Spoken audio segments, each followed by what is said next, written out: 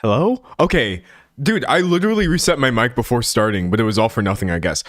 Hey, I was trying to say, y'all, it is so hot outside. It'd be so hot out there. Speaking of such, I need to turn my fans on before we really get started. But I saw people in the chat. I was like, why is the chat moving so fast? And I saw people were talking about these temperatures. It's literally everywhere. Like, I got a friend in Germany and they're like, we're dying. They have a friend in, I want to say Vietnam, and they're like, our temperatures are crazy right now. I'm over here in the US and these temperatures are appalling, actually. They're terrible. Hold on. Let me turn some fans on so I don't like turn into like the Wicked Witch, just like a green puddle as I'm trying to record this.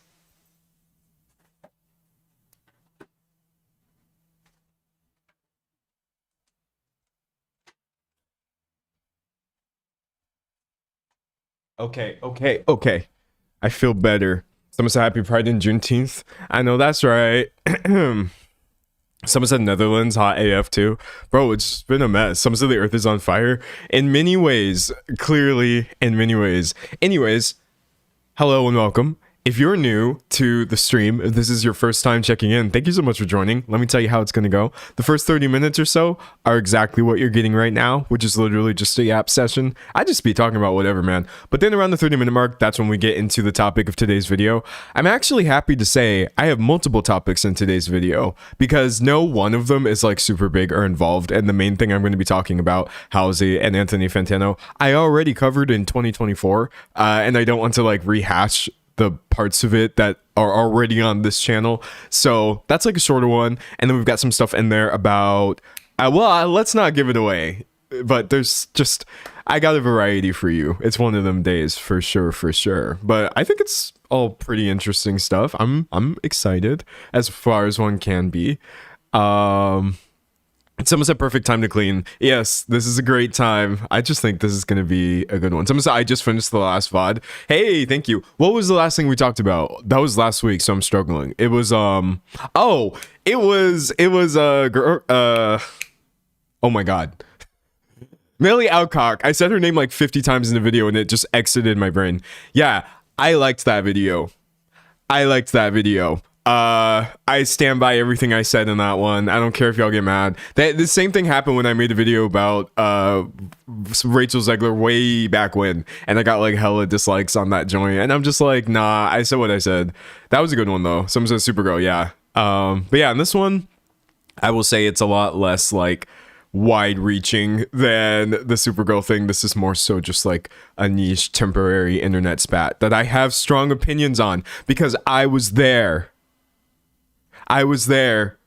when the what's that one meme actually? This can be the meme of the day. Hold on, let me pull that one. I was there. I don't know what this is. Hold on. I was there when it was written. I feel like y'all got me feeling like the Chronicles of Narnia up in here. Oh yes, that's right. Okay.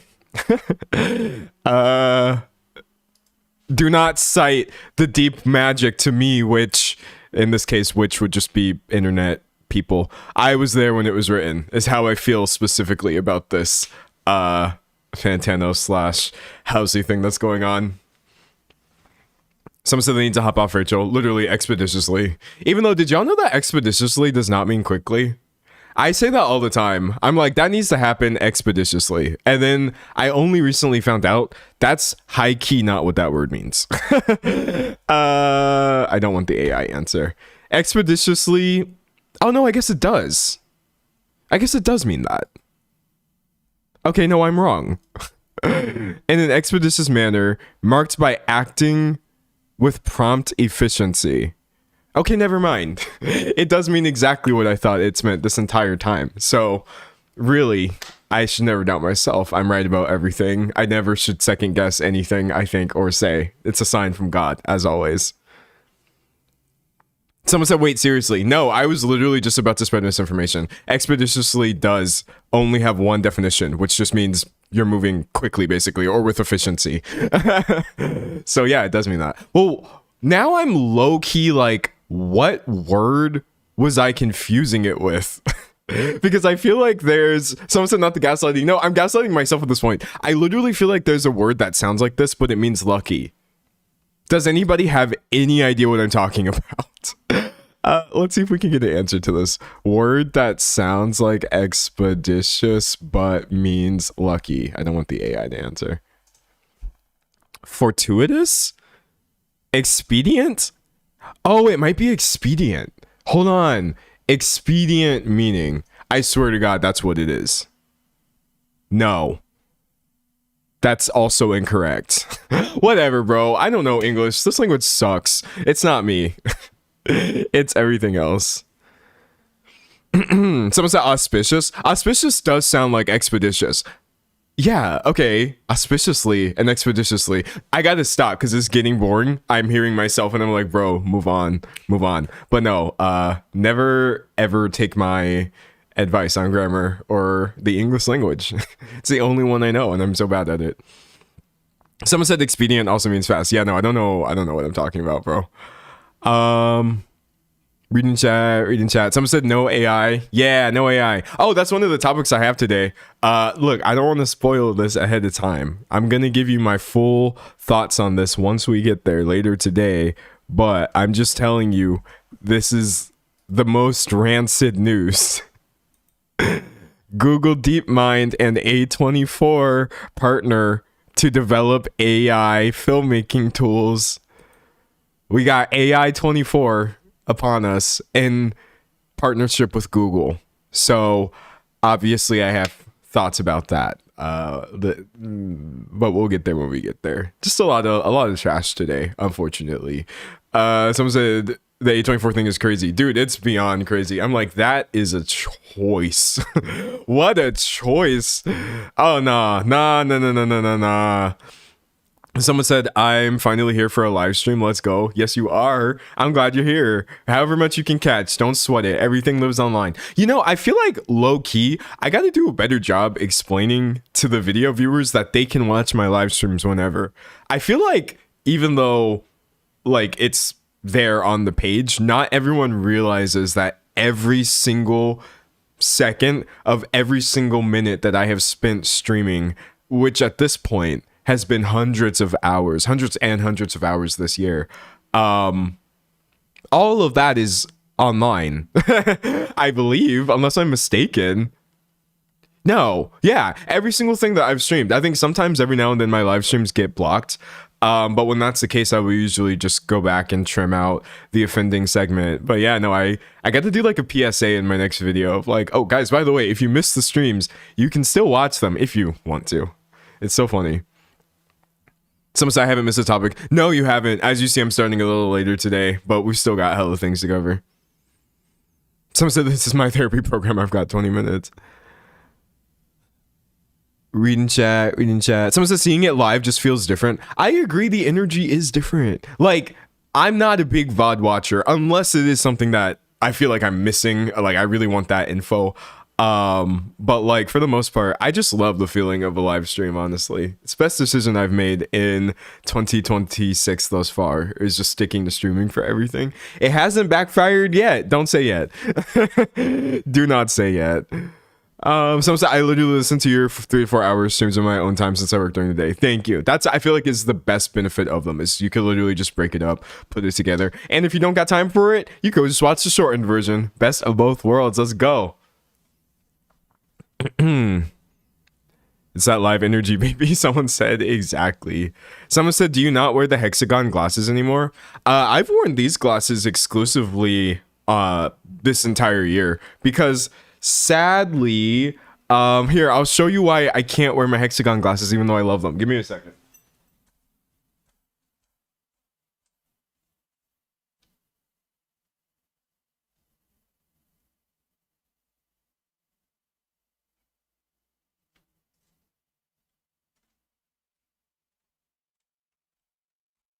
Okay, they kind of dusty as hell. But anyways, look, this is the issue. I love these glasses a lot, especially since the silver matches all of the rest of my piercings. But do you see how my eyes are turning pink? For some reason, reasons I that are unbeknownst to me, these glasses have a green reflection. I don't know why. Other pairs of my glasses, like these, for example, have a blue reflection. So yes, it kind of looks like I'm wearing like futuristic eyeshadow, but I'm okay with that. What I'm not okay with, sadly, is my eyes being green screened out of the picture, which sadly, there's literally no way around this. This is the exact same color that's behind me. So yeah, I can't wear any other glasses other than these, and I have one other pair that does not reflect green. So alas. Someone said, do they have an anti-blue light coating? I believe all of my glasses have an anti-blue light coating. I usually get them made the same way, so I don't really know what's like wrong with those ones, but alas. Someone said pink eyes are fun though. I mean, they are for sure. Maybe I could just wear contacts. No, not really. I literally feel like at this point, glasses is just part of my like being. I feel incomplete without glasses. Someone said you need to get new lenses with anti-shine coating. Maybe, but you know what? I like my glasses. I've made peace with the one side effect of wearing these glasses, which is that even though I look good in them, I can't ever blame somebody for saying I look like RuPaul out of drag, because for reasons unbeknownst to me, he has also 100% he has also 100% committed to the very same look. But you know what? You know what? This world is big enough for the both of us, is how I feel. We'll let RuPaul continue doing whatever she's doing, and let me be over here doing my stupid internet commentary. I don't think it's too much of a crossover. Some of your glasses are cool though. Thank you. I like these. I wear these out.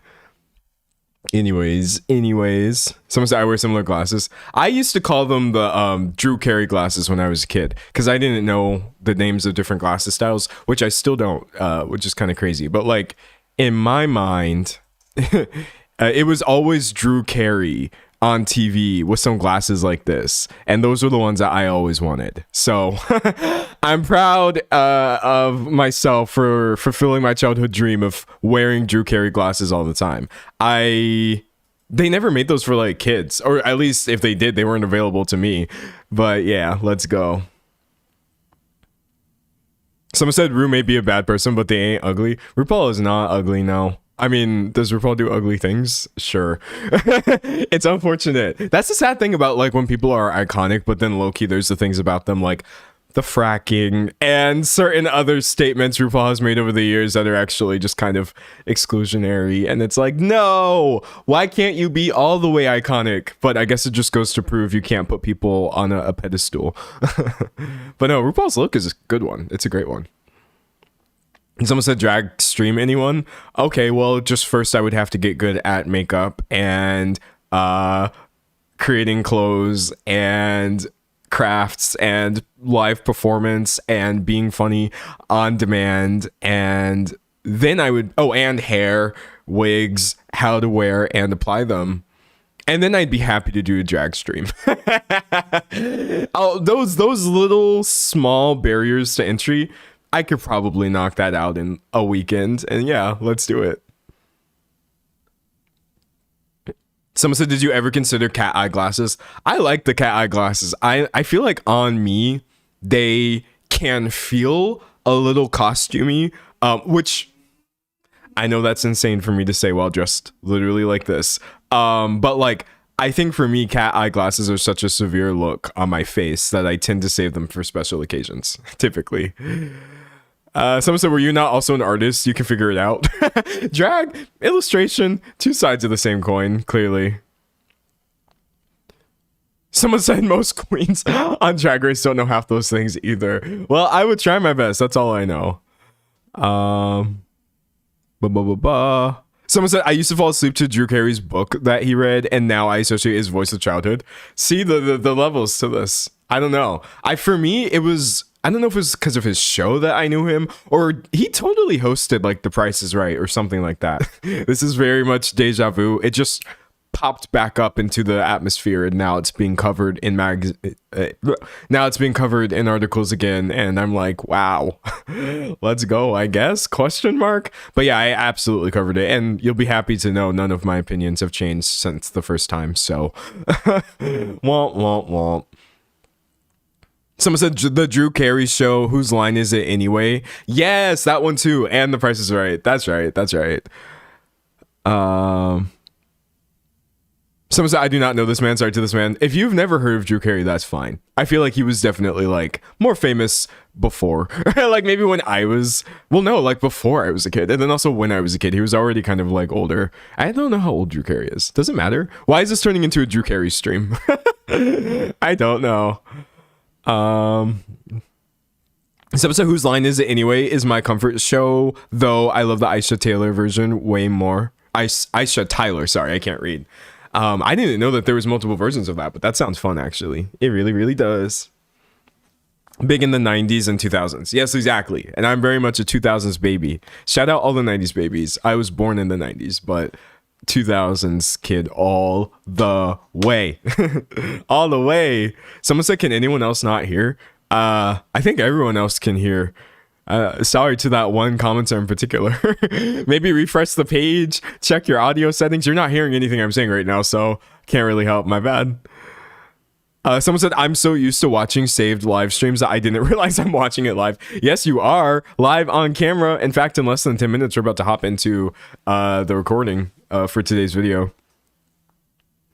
Dropout is modern day whose line is it? It would be interesting to think about the YouTube properties that are common now. Well, not that Dropout is exclusively on YouTube, but like, and how they correlate to things that used to be popular then, because nothing ever really changes. You know, someone said the stream is lagging. It's going in and out. Sound is good for me. Okay, I'm gonna pull up, you know what I'm gonna do? I'm gonna pull up the note. It's not your fault. Here. I hope this helps. Refresh the page. If you can't hear, I can't do anything about it per se, but you may be able to, hopefully. Refresh the page. I will literally never understand why or how that happens. I feel like if it was a universal thing where everybody lost their audio simultaneously, then I wouldn't feel so like blamey about it. But I'm like, this is YouTube's fault, bro. Stay consistent, man. Sometimes I've had to do a few refreshes. That is so weird. Okay, wait. Now I'm looking at my thing to make sure that I'm actually streaming well. Yeah, my OBS tells me I have 0 dropped frames and that I'm streaming at 30.0 frames per second at a pretty high bit rate. So yeah, in this case, I don't think it's me or anything I can like fix, unfortunately. I mean, we can always do a speed test, you know, there's always time in the day for a little speed test. Let's see. Even though this is technically not even my, this isn't even my hardwired internet, because my PC is on Wi-Fi. I stream through Ethernet, but yeah, I feel like I usually get 90 up, 90 down over Wi-Fi. And if I was to run a speed test, actually, I want to run a speed test on my computer, but I don't want my computer to lag because I feel like that's going to be really... Hold on. This is stupid, but I'm going to do it anyway. I'm running a speed test on my streaming computer, chat, while live streaming. Please don't punish me. Okay, let's see. Oh, we're getting pretty similar numbers, actually. This looks like 90 down. 90 down, 90 down. And 80 up. Yeah, okay, whatever. For some reason, I swear to God, I'm paying for more than that, but that's enough to live stream in decent quality. What does Google say? You should be able to handle multiple devices streaming HD videos, HD conferencing, and gaming at the same time. Well, it's just me, just this one device. Someone say your stream is fine. I hope so. I work hard for it to be fine. I really do. Back in 2021, when I used to live stream and my audio would cut out, not my audio, my internet would cut out. Sometimes I would cry or just get really upset because I hated everything at that time in my life. But now I feel like, even though I can be obsessive over this because it's my job and I care, I feel a lot more at peace. You know, honestly, if the stream lags, then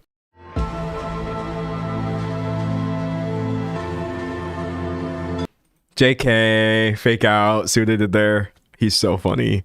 You can't take him anywhere. Sorry, that wasn't even funny. That literally wasn't even funny. Someone said, I remember that. Oh yeah, no, it was a bad time for me. Absolute one of my low points in life. But thankfully, now we chill. We chill as hell, honestly. We really, really do. Someone said that timing would have been insane. It would have been funny. Like, it would have been a little bit unfunny, but it also would have been somewhat funny, I won't lie. Someone said you got me good. Good. It's just jokes over here. It's all, what do they say? It's all love. Nah, it's no love at all. You can't trust me. I got to keep y'all on your toes. Speaking of love,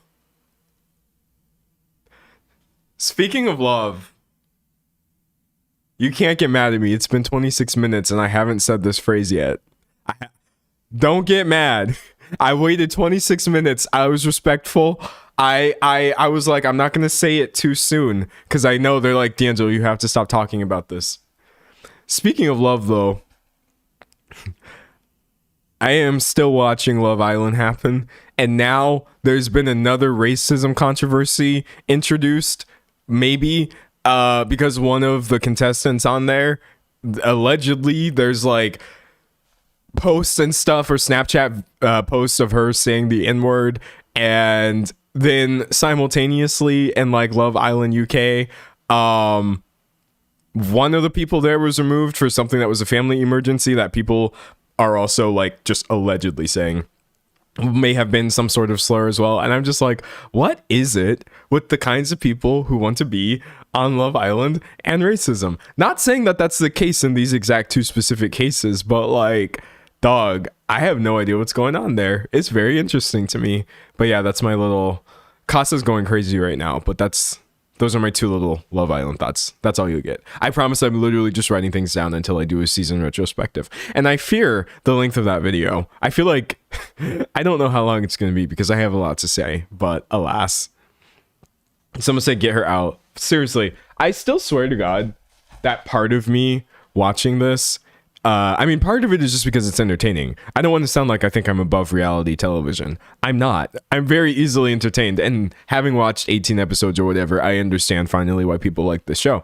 But part of me watching this, ignore the part where it's getting green screened out, is because I low-key want to take this early 2000s PBS show called Manor House and just re-edit it like Love Island. I've talked about this before, months ago.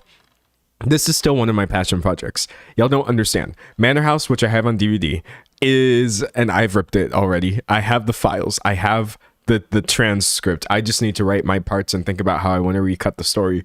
But Manor House is this story, or it's like a reality show where all of these British people, they show up in like this Edwardian era manor house. And basically, they just live life as if they were truly part of their social class. Meaning you got the upstairs people, the family. They were the rich ones who were bossing everyone around. You've got the downstairs people who were making everything work. There's even like racism. And I was just like, there's no way that all y'all had to do was start LARPing as 1800s people, and then all of a sudden you're literally out here being racist to your tutor. It was wild as hell. I feel like this one has been lost to time despite being really well done, so I'm gonna take it and just rearrange it into something that is a mess. I feel like I'm gonna catch the biggest copyright claim of my life because it's going to be almost 100% manor house content. Very little me except for the voiceover, but I think it's going to be great. I don't care if 5 people watch it. I don't care if only 5 people watch this. I will still be making it because I've just wanted to do it for so long at this point. Someone said, I want to see it. It's going to be good. I'm telling you, it's going to be good, man. Someone said people who clamor to be in Love Island aren't always exactly the emotional, stable cream of the crop. I would have to agree with you on that. Anyways, I think that's like low-key 30 minutes. So someone said I will be one of the 5. Thank you. I appreciate it. Please do. Okay, let me pull up my outline. Make sure we're all popping. We've got it going, bro. Someone said I'll be sad. That makes me happy. I love a good passion project. Like my Spy Kids video, that was literally like no one asked for that. I wasn't thinking, yeah, I'm gonna get 1 million views talking about Spy Kids. I was just happy to make a video about something that I actually enjoyed. Even though that video was just me crapping on the entire series for literally 90 minutes, but that is how I enjoy things. I don't know what to tell you. All right. I am going to go ahead and hit record, and then you all start. Someone said, what are we watching? Me in this case, because I'm literally starting right now. I hit start recording. Everybody say hi.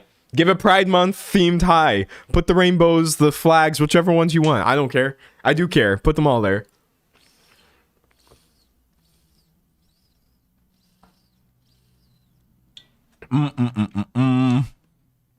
Someone said D'Angelo's talking about the newest, hottest YouTube drama again on this side of Music Nerd Reddit. All right, let's get into it. Halsey is upset at Anthony Fantano for a review that he made in which he called her the main character.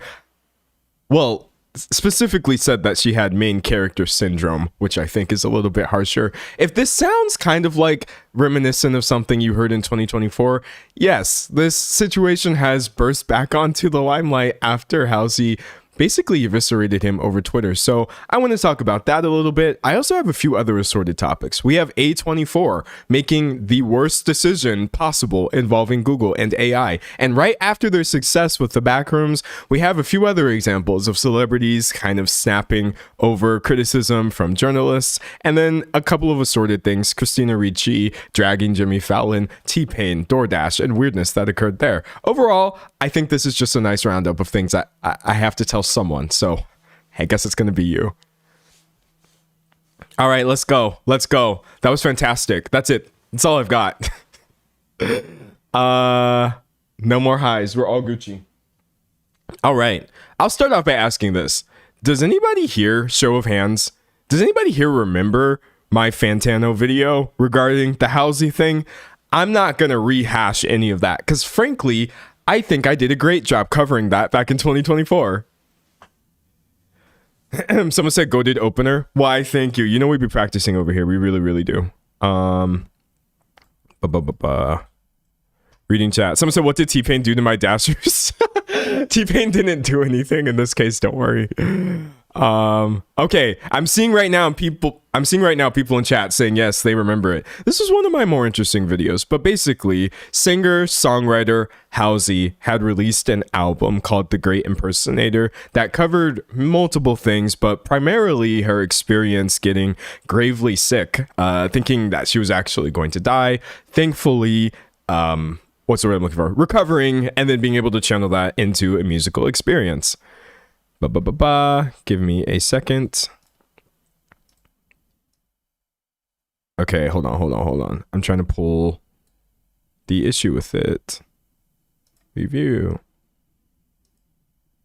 Discourse is because, frankly, Halsey's album also kind of served as a microcosm of how people talk about women who are talking about their health. You don't need me to tell you, you can just literally look at the studies showing how there's a history of invalidation, ignoring claims, claiming that women are just being dramatic when they're talking about their own bodies and their own health issues. And that is why when Anthony Fantano, aka The Needle Drop, a music reviewer here on YouTube, probably one of the biggest, put out a video in which he said that Halsey was exhibiting main character syndrome and was just working very hard to show everybody how, quote, tortured and edgy she was. it turned into a pretty big conversation about, hey, how come women do get talked about this way when they bring up their health issues? Now, multiple things are happening here at once, though, because it is also a music review. Oh, my bad. Multiple things are happening here at once, though. It is also a music review. Anthony Fantano is entitled to give whatever score he wants. So if 1 out of 10 was his genuine opinion, I don't think that means you have to get dragged for it. But someone said, reading chat. Someone said, okay, now I remember that. Yeah. Okay, hold on. I'm trying to pull examples of how this was received. Actually, we can just literally scroll the comments, but like scrolling the comments, his take is bad when the comments are actually discussing the review. Life imitating art. You could be literally dying, but some dude will still think you're doing too much. Fellas, is it main character syndrome to be diagnosed with cancer? Imagine making an album where you talk about how your cancer wasn't taken seriously by your doctors because they thought you were just being overly dramatic about your symptoms, and then the music reviewer says he didn't like the album because you're being overly dramatic about your cancer. It was very poorly received. This also wasn't the only case of Halsey being seemingly misunderstood or misinterpreted. Trying to pull this right here. Sorry, give me a sec, chat. I have like more links in here than I thought I did, but that's not a bad thing. And the conversation it sparked, I just really want to highlight, because this is important. This comment on the pop music subreddit sums it up the best. The 1 out of 10 isn't even the bad part. It's how he trivializes her concerns about effing death as, quote, main character syndrome and childish and angsty. Like, what the F is that? And somebody says misogyny, pure misogyny. I thought it was an important conversation to have. I didn't love the way that it panned out, but I was kind of happy that people were using this as a launching pad to say, hey, look what can happen when people try to speak up about their experiences. But basically, this review has kind of followed Fantano throughout the years, I guess, or like a year and a half since it was released. And he finally said something about it, responding to a tweet.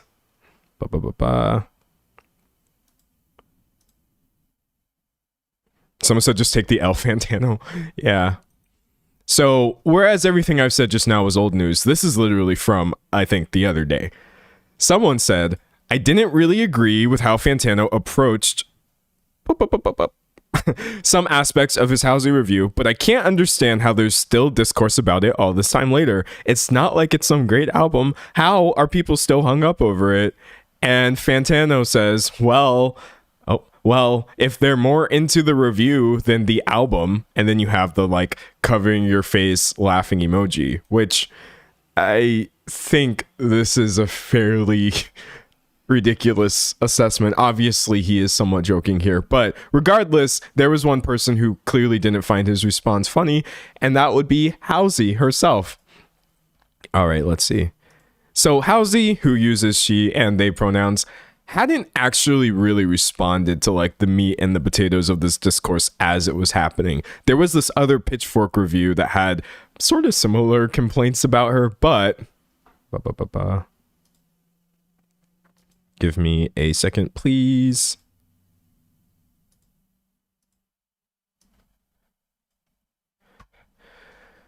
At the time, back in 2024, when Pitchfork said, it's still hard to focus your eyes on who Housey is. They're not great at channeling artists from eras gone by, nor are they a particularly sharp assessor of modern celebrity. So what then? Is it enough, as the album so clearly wants us to believe it is, to say that you've suffered for your art and your fans and call it a day?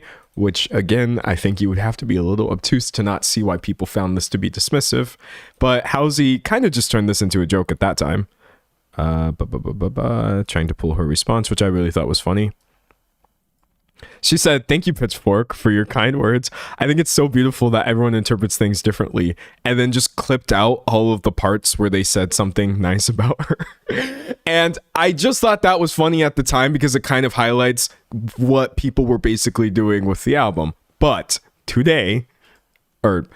last week, we finally got this, which is a little more illuminating God, I can't speak today. Give me a second. Give me a second. I feel like I'm on fire. I have so many thoughts about this. I'm trying to jump out at once. Give me a second.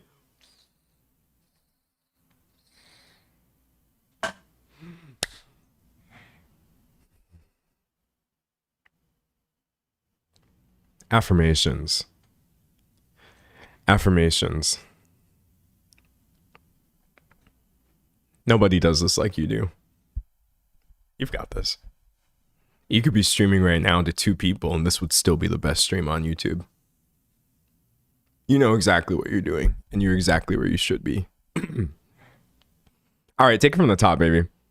But a couple of days ago, we finally get a response that may be a little more indicative of Halsey's true feelings about this. Okay, we back on track. We back on track. Bro, I was dying for a second. Okay, let's see. I'm gonna pull her response.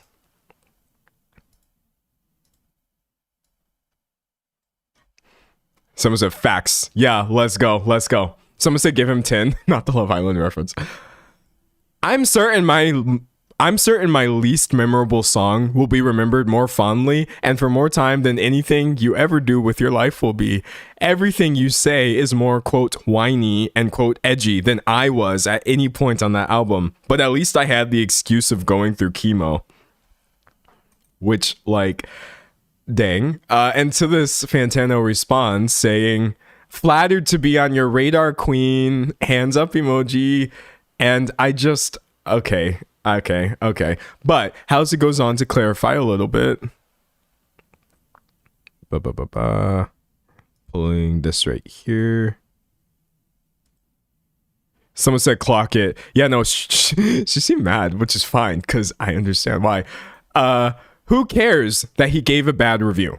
I care that a pay-for-clicks reaction YouTuber can facade as a pro critic and say it's, quote, main character syndrome for an artist to lament her medical suffering on an album, surprise, about her own life. He's erased by 4chan, edgelord bully, yuck. And again, like, I think where this whole conversation has been breaking down, I've seen in various music discussion spaces, if you think that this is Halsey angry because somebody rated her album half a star out of 5, then sure, I guess her responses seem wildly out of pocket. But she very clearly and over multiple tweets said this wasn't the thing she was upset about. Someone said whole house mad. Yeah, no. I think like her last tweet is probably the clearest. Being a woman dealing with serious health issues often means being afraid of telling the truth about the pain you're in because you're afraid of not being believed or seeming attention seeking. He validated that fear to thousands of women. And dog, I'm here to tell you that's true. I was there when it happened. I literally feel like the Chronicles of Narnia in here don't cite the ancient magic to me. I was there when it was written. There was literally think piece upon think piece about how this could be seen as an expression of exactly what she's talking about here. So I don't let nobody tell you she's mad over nothing, okay? Someone said, did she lie? I don't think she did. It's just the issue to me seems so very clear. To this, Anthony Fantano went on Variety or in Variety magazine and gave this response, which I could only describe as interesting. Music critic Anthony Fantano defends himself against Halsey. I'm not the devil himself, he says. Sure, of course. All right, let's zoom in a little bit for this one. Reached by phone on Monday, Fantano had plenty to say about the online dust-up. We're talking about a 2-year-old review here where I've remained mostly silent on the reception of the review, despite the fact that Halsey and her fans, for the duration of that time, have pushed the narrative that I disliked the album, or said in my assessment of the album that there was a, quote, self-centeredness about it because she was sick. I will say, unless I totally missed something, I didn't really see Halsey pushing this narrative at all. I don't think she had addressed it beforehand. I could have missed it though. that I specifically attacked this album and tore it apart because there's some cartoonishly evil characteristic about me that somehow just singled this album out because of who she is or the illness that she suffered during that time in her life that inspired the record, which couldn't be further from the truth.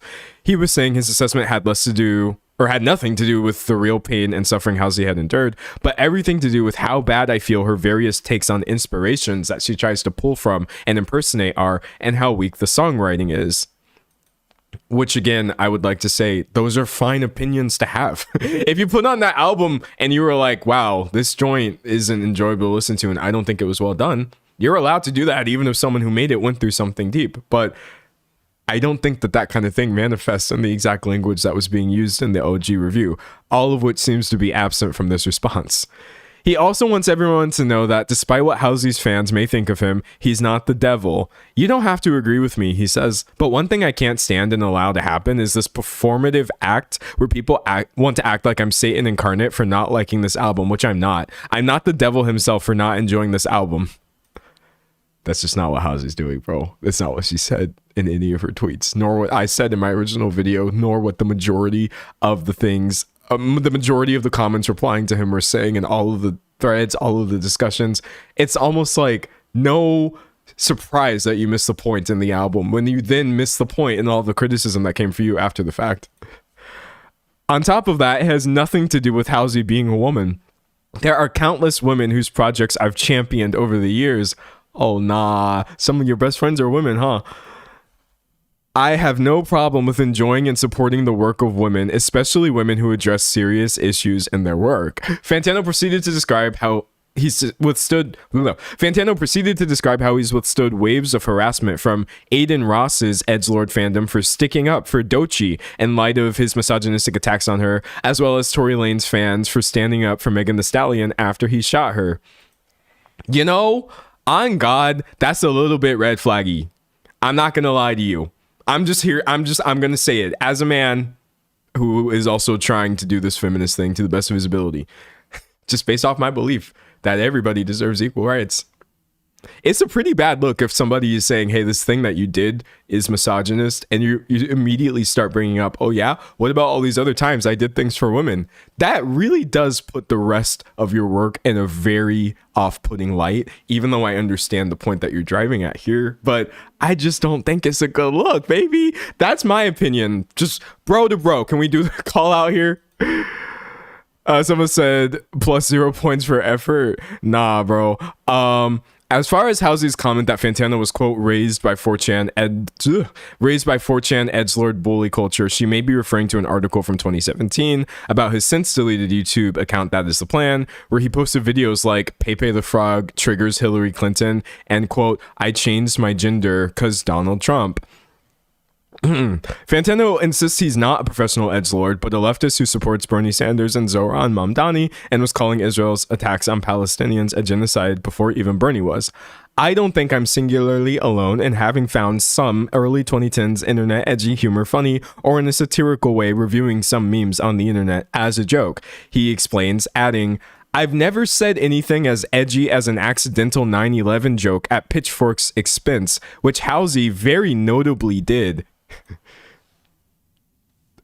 I also covered this in 2024. I feel like bringing this up in this context is so wild to me. So yeah, this did happen where Halsey said, can the basement they run Pitchfork out of just collapse already? Probably, definitely not knowing that it was run out of the World Trade Center, which would unfortunately be asking for like another collapse of that building. But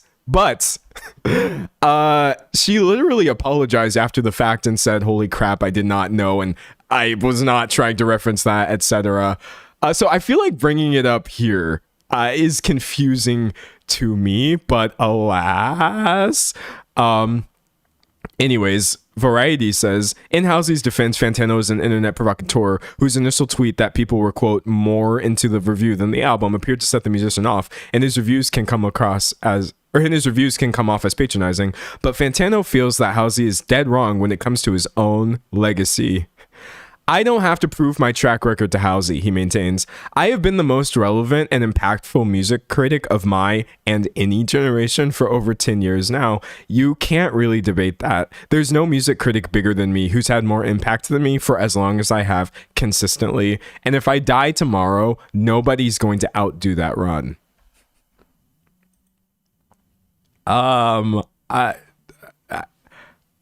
I suppose whatever you got to tell yourself, bro. I know.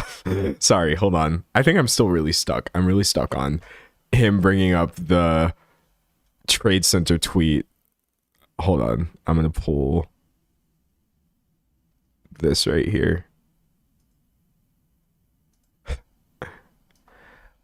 I think the thing that's annoying about a lot of Fantano's responses here is he seems very myopic. He focuses on the parts that don't actually matter.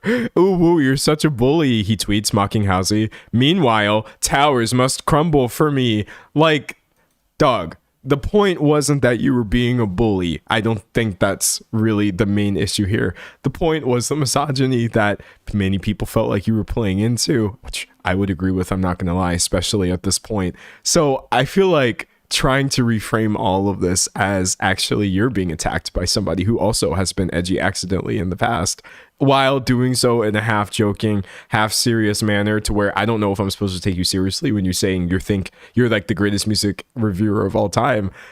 I just find all of this to be kind of small and sad. I won't lie. Just my personal opinion. Someone say he's being willfully obtuse. He very much is. Like, these responses don't look good.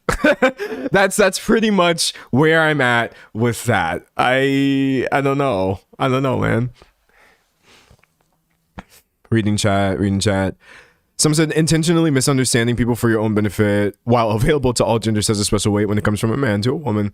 Yeah, I think the thing that really truly got me is I want to highlight my favorite question mark part from this, because people have been breaking down a lot of different parts, but right here it was woman. Control F. Okay, great.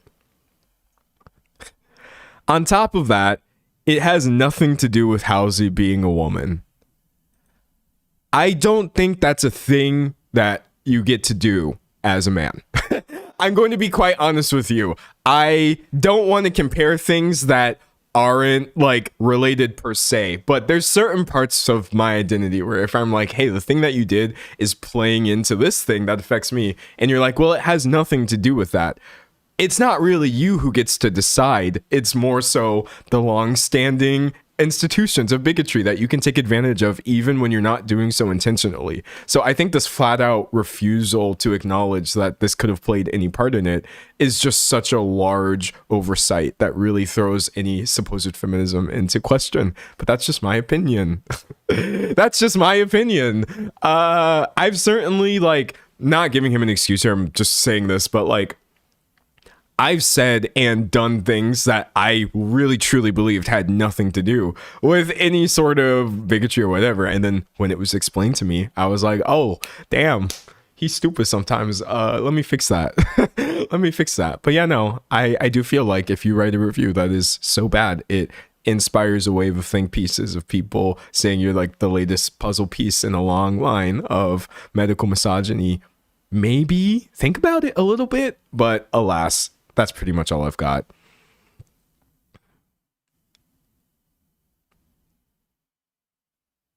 Reading chat. Do we have anything? Someone said the ego is kind of crazy. Yeah, I mean, I don't know if the ego stuff is serious or not. I make jokes about being the greatest of all time. Well, I'm not joking, but like, it's hard to respond to any of that. I feel like it's muddying the waters here. It was a misogynist review. People called it such, and that's what Housey was saying. And just going like, no, actually, yeah, I'm not bullying anyone because I don't like an album, is missing the point for the second time. 0 for 2. That's all I've got. Anybody else have anything else to say before I move on to my next topic? Someone said I came here from watching your original vid on this. Nice. Well, you got the little follow-up 2 years later that I never knew was going to happen. Someone said, I never thought we'd have to loop back on the Housey situation. Bro, I thought that was done and dusted, literally. Like, she hadn't said anything. I don't know. But I'm glad she said something. Let's hash it out, for real. Someone said, I was defending him, until he doubled down. Yeah. Low key. Okay, I want to play the PR game here. I like playing this game. It's not a good one because I never know people's intention. But let me tell you this. Take Fantano out of the equation for a second. If I was a PR agent and my client was like, oh no, I'm in the middle of a misogyny controversy, what do? I would have been like, don't freak out. Because unfortunately no man has ever been canceled due to being misogynist, but we've got you. You need to think about, just do the angle low key that you're learning. Try to appear as if you're learning. Now, granted, because this would be PR, I don't know if the person I'm talking to would actually be learning or not. I would hope so. But like, I can't turn PR brain off of like, dog, even if he just came on here and it was like, that wasn't my intention at all, and I would like to work to understand how it came across that way, I don't even think as many people will be upset by this. But like, nah, that's a mess, bro. That's actually a mess. Someone said, just say sorry. Just be like, I'm sorry. I am sorry. I don't know. I think the thing is too, again, not talking about Fantano now, I'm just talking about other things. I don't feel like people realize that you can be sorry for things that in your mind you didn't do. I don't know why this is such like a difficult concept for people. And I'm literally just talking about random people, random things, random events in my life. I know it's something that I've struggled with as well, but you absolutely can do actions that have consequences that you probably should be sorry for, even if they weren't motivated by you being a bad person. An apology is not an admission that you're a bad person. It's a lot of times is the opposite. But yeah, I don't know why when people get confronted by bigotry, they're usually like, nah, I don't even see, insert whatever it is, gender, color, all these other things. I stick up for these people all the time. I'm not even capable of doing this. I cry every time. So it's the intention versus impact. Yeah, I've literally had to apologize for things that, God, I didn't mean it, but you should care, I guess. You can hurt people unintentionally. Seems pretty simple to me.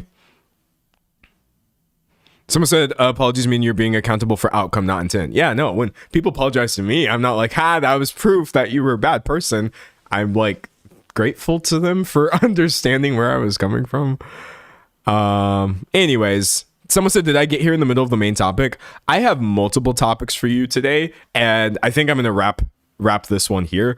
But we're going to move immediately on. We're not recording an outro because I'm putting multiple in the video. I want to bring up a couple examples from elsewhere though, because I will say this zoomed out conversation of an artist being mad because somebody is criticizing their work, like fairly, not in this Howy Fantano situation.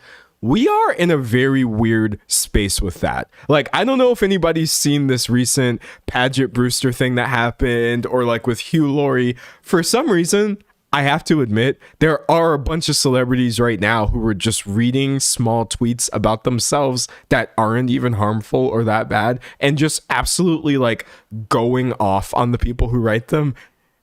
And I think it's a bad look each and every time. This first one's actually a response to an article, not a tweet, but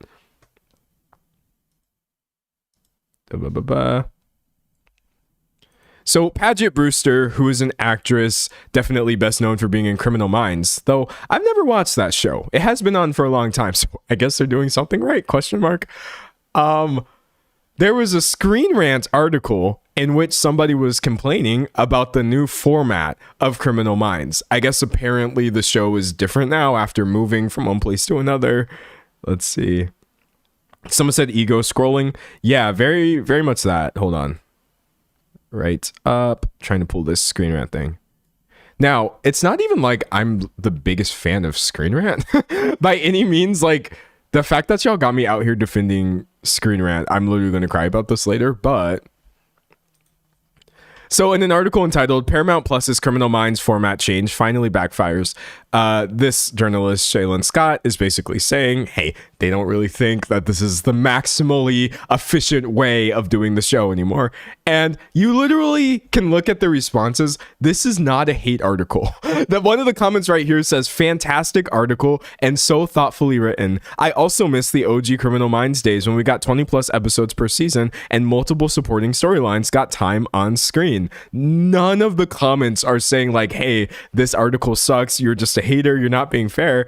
But I guess Paget Brewster, who stars in this, got wind of this article and said, blah, blah, blah, pulling the response. Dog, this one sends me. Hello, critic Shaylin Scott. Screenrant.com/insert the link. You're young. You don't know that bad picks and bad reviews can lead to 350 people losing their jobs. Sell vintage. Work at a shelter. Do something better than what you do now. Because right now, you suck. So, unfortunately, famous people are doing this now. I mean, they always have to some extent, but it keeps happening more and more often where I'm just like, why is the person from Criminal Minds dragging some random journalist on Twitter right now? By the way, I will say, someone said, what is this? I will say she at least apologized. Blah, blah, blah, blah. But like, after getting hella called out, hold on, let me close out of this. After getting like hella called out by fans and by people who work at Screen Rant. Yo, this is disgusting behavior, said Screen Rant senior writer and interviewer Andy Babbacht. I'm really tragic to see you tearing down a young female journalist whom you were telling she sucks and that she shouldn't be in the field. I stand by my colleague. You owe her an apology. Another Screen Rant employee said the article wasn't even a review, but a feature about how the show would benefit from more episodes due to its storytelling. Brewster deleted the post, apologized, and said, "Hi guys, I was mean to Shaylin Scott last night, and I profoundly regret it. Shame on me for insulting a human being for doing their job. I'm very sorry, Shaylin," Brewster continued, "and I'm sorry to those who follow me that you saw me behave like that. Turns out last night, I sucked." Shaylin in her own post also confirmed that Brewster reached out privately to apologize to me. Criminal Minds is still one of my all-time favorite shows, and I'm very excited to continue covering season 19 and hopefully beyond, Scott added. So like, I feel like that story's done and dusted. You can't really ask for more than an apology to the person affected, but like, bro, what is going on? Y'all need to put the phones down. I'm literally begging you to put the phones down. I'm begging you. Another recent example I saw, and this one is wild, bro. Someone said she didn't read the article. Wait, hold on. I want to react to that comment. Someone in chat said she didn't read the article. No one reads the article nowadays. Nobody reads the article nowadays.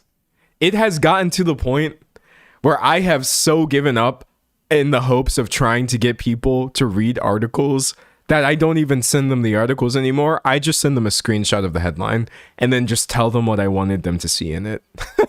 I will literally take this, maybe not from this website, but I'll be like, Criminal Minds star lashes out at TV critic. I'll send a screenshot of this and then I'll give like a shorter recap that I think they're more likely to read.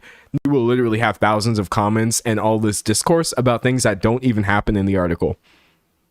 Nah. Someone said I don't read the articles either, but I also don't post about it. There's literally nothing wrong with not reading the article, by the way, if you don't want to. But I do feel like engaging in like a deep convo about it, maybe you should at least get the primary sources down. But anyways, yeah, I would have to agree. Probably Brewster did not read that one. But listen, Criminal Minds is on right now, right? This next one, it happened just a couple weeks ago. It's for a show that literally ended years ago, and not even those are safe. And in this case, the person who tweeted the initial thing didn't even tag Hugh Laurie. Let's see. I don't know why this is like a fun question mark day. Maybe because like the things I'm talking about are not great, but they're not particularly egregious. Somewhat egregious. So random Twitter post. I'm late to the party, but I've started watching season 1 of House. Same narrative every episode. Patient has mysterious illness. Hugh Laurie, who is the actor, House, gets the diagnosis wrong. The patient nearly dies. Hugh Laurie gets diagnosis wrong again, gets threatened with being fired. Patient nearly dies again. Hugh Laurie has last minute left field idea, gets diagnosis right, doesn't get fired. 8 seasons of this, question mark, which as you can see from the 1,500 responses, made quite a wave because Hugh Laurie responded to this, which again, I do not understand why. I actually don't even understand how, because this tweet literally does not mention him. Or I guess his name is here, but he hasn't been tagged in any way. Let's see. Pulling the response. Bro, when I say y'all gotta put the phones down. Thank you for your critique, Janet. We actually tried a couple episodes where House, Hugh Laurie, please put the brackets in the right place, gets it right the first time, but they were only 6 minutes long. NBC weren't happy. Then we tried some where House never gets it right and the patient dies. The audience wasn't happy. One could apply your trenchant analysis to other art forms. J.S. Bach wrote 30 Goldberg variations on the same chord structure. Frida Kahlo painted 50 portraits of herself. Henry Moore, what? The point is, or was, variations on the theme. If all you see is hospital, medical, blah, blah, then it wasn't meant for you. Nonetheless, I look forward to your first novel. Which, dog, okay. Maybe take like a solid 10 to 20% off from jump. But let me say this.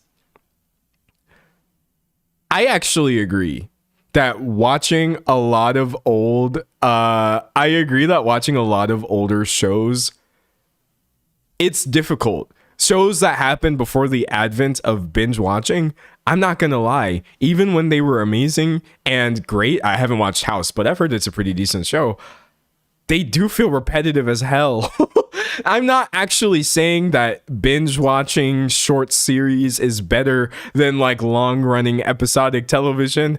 I'm just saying low key, I get responding in the spirit of the character because I am familiar with House MD, and if like he was a real person, he would respond just like this. But I just feel like this is a wild answer to somebody who was just voicing a problem that I myself have with a lot of older shows, and not even in a way that felt particularly disrespectful. Anyways, I will say, like, unlike Paget Brewster's response, this is, I guess, not insinuating that this person should give up their job or sucks or whatever, but there is still always going to be a power imbalance, honestly, when you have a massive celebrity just coming after someone on Twitter, and that is low-key what the original poster pointed out. Let's see. Trying to pull her reply because I thought it was pretty good.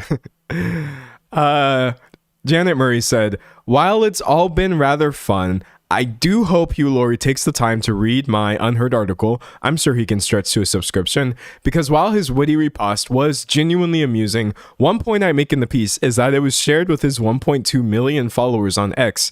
I have around 38,000. That creates something of an imbalance, particularly given that the responses to my original posts were overwhelmingly warm-hearted and affectionate towards the show.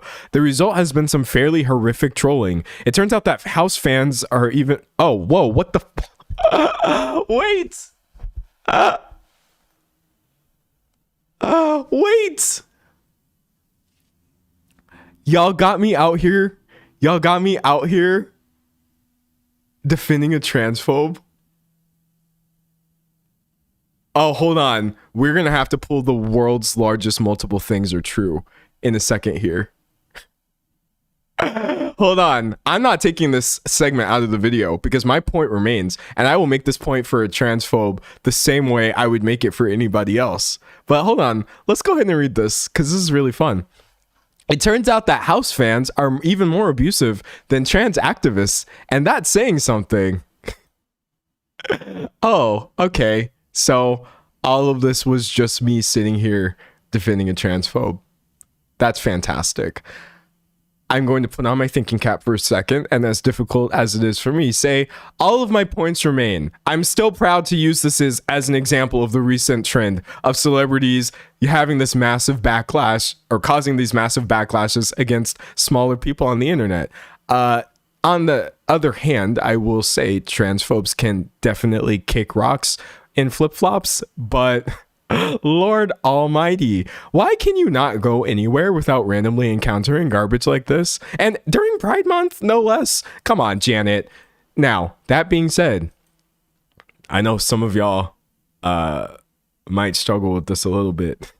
I'm not asking you to have any emotional labor or empathy for this person, especially not me as a non-binary person. I'm just still trying to make my initial point. I would like to move past this. Someone said plot twist, everyone involved was garbage. So this always happens on Twitter. Yeah, I hate Twitter. This is why I don't even be on that website. Anyways, I have enough experience in the media to take it on the chin, as the saying goes, but someone without my background might have found the experience far more distressing. To which I called him House. To which Hugh Laurie replies, ignoring the transphobia, surprise, surprise, and says, I'm sorry if people have been having a go at you because of my tweet. Not at all the plan. I was very slightly drunk and already upset about something that had nothing to do with you, which I high-key have been suspecting a lot of times when I see celebrities crashing out or doing things that I interpret as crashing out. Maybe they're not mad. It does sometimes feel like they're just mad over something else and it's manifesting. He admitted it. If it's any comfort, I got it in the neck too. I'm a thin-skinned, I won't say that, apparently, even though it wasn't my skin. I was sticking up for the writers who I adored, is what he's saying. Obviously, I shouldn't have cited Box/Kahlo/More asking for trouble, and I would have done better to go for the 10,000 blue songs written around the same 12-bar chord structure. I've listened to most of them and will keep doing so because we love what we love, which is fine. I understand his response. But yeah, more abusive than trans activists who have truthfully only been screaming, hey, we deserve human rights. I'm going to have to kind of just move on from OP in general, because, dog, you are wild for that one. Someone said celebs need to be drunk on their alt private accounts, not main. I will say that. Yeah, like, what happened to having a Finsta? Does anybody remember the Finsta era? I know I do. Let me drink some water. It literally used to be a thing. Excuse me. It literally used to be a thing where you had your main Instagram account, and even if you weren't popular, a lot of us had Finstas. You had a side account that had some really stupid username, a ridiculous bio, and a profile picture that was not easily traceable back to you, and you only invited your close friends to view your Finsta. Excuse me. And so on your main account, you'd be like serving face. You'd be like posing. You'd be standing in front of like the most beautiful backgrounds and scenery, and you'd just be like, another day, another blessing. And then on your Finsta, it's literally just like my food arrived and it was cold. I am never leaving my house ever again. I think most of my Finsta posts were just about me being minorly inconvenienced and then getting depressed. Basically, I think everybody has a right to be a little bit of a butt, actually. But doing it on main is not always the best look, is what I would say. Someone said I had 7 spams. I literally had multiple Finstas, I'm not gonna lie. I had more than one. Someone said Finsta just filled with blurry pics. Literally, I would just be taking a picture of like the ceiling, because it wasn't even about the photo, it was just about the caption. I was just venting. It's okay to vent. I think if Hugh Laurie is annoyed that transphobes have annoying opinions about House, he could totally voice that somewhere. But hey, it is what it is. Someone said Finsta was a reaction to surveillance. Yeah, and now, thankfully, nothing is safe or sacred because Instagram will literally just suggest accounts. Who here has made a new account on Instagram and it immediately suggests that you follow everybody that you know in your life?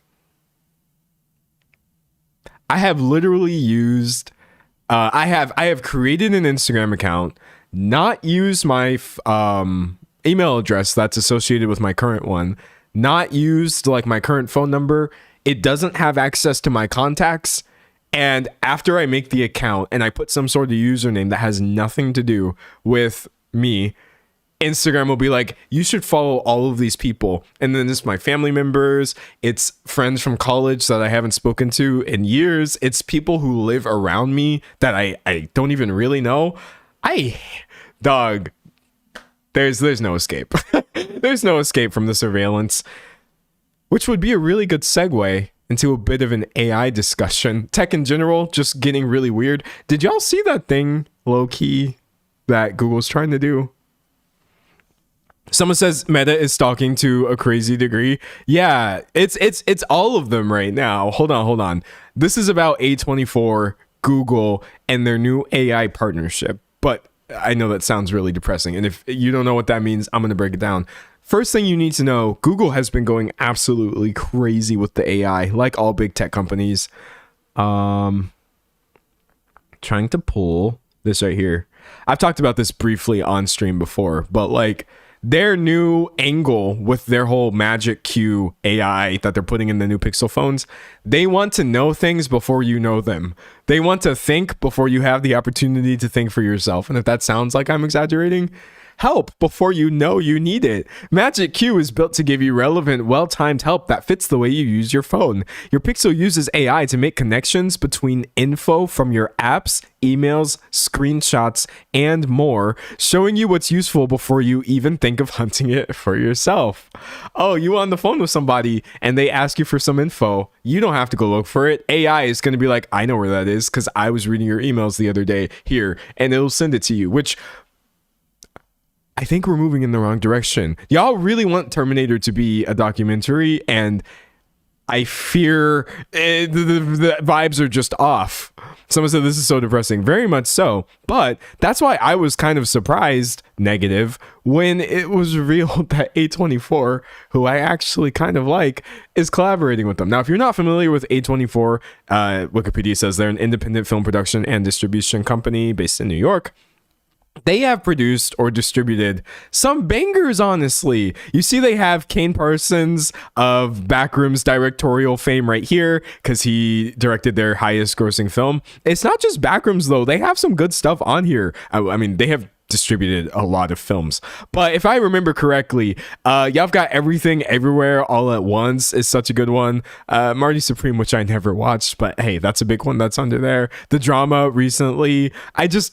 It goes way back.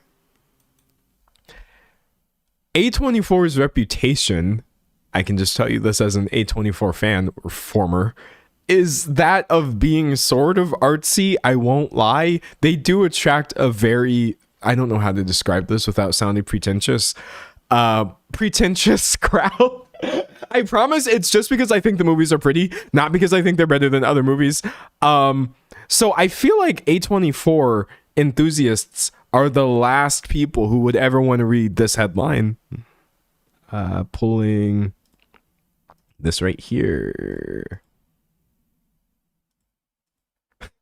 And it's always these things that get the funding and never anything that matters. Google invests $75 million in A24, this is literally from the other day, to develop AI-powered filmmaking tools.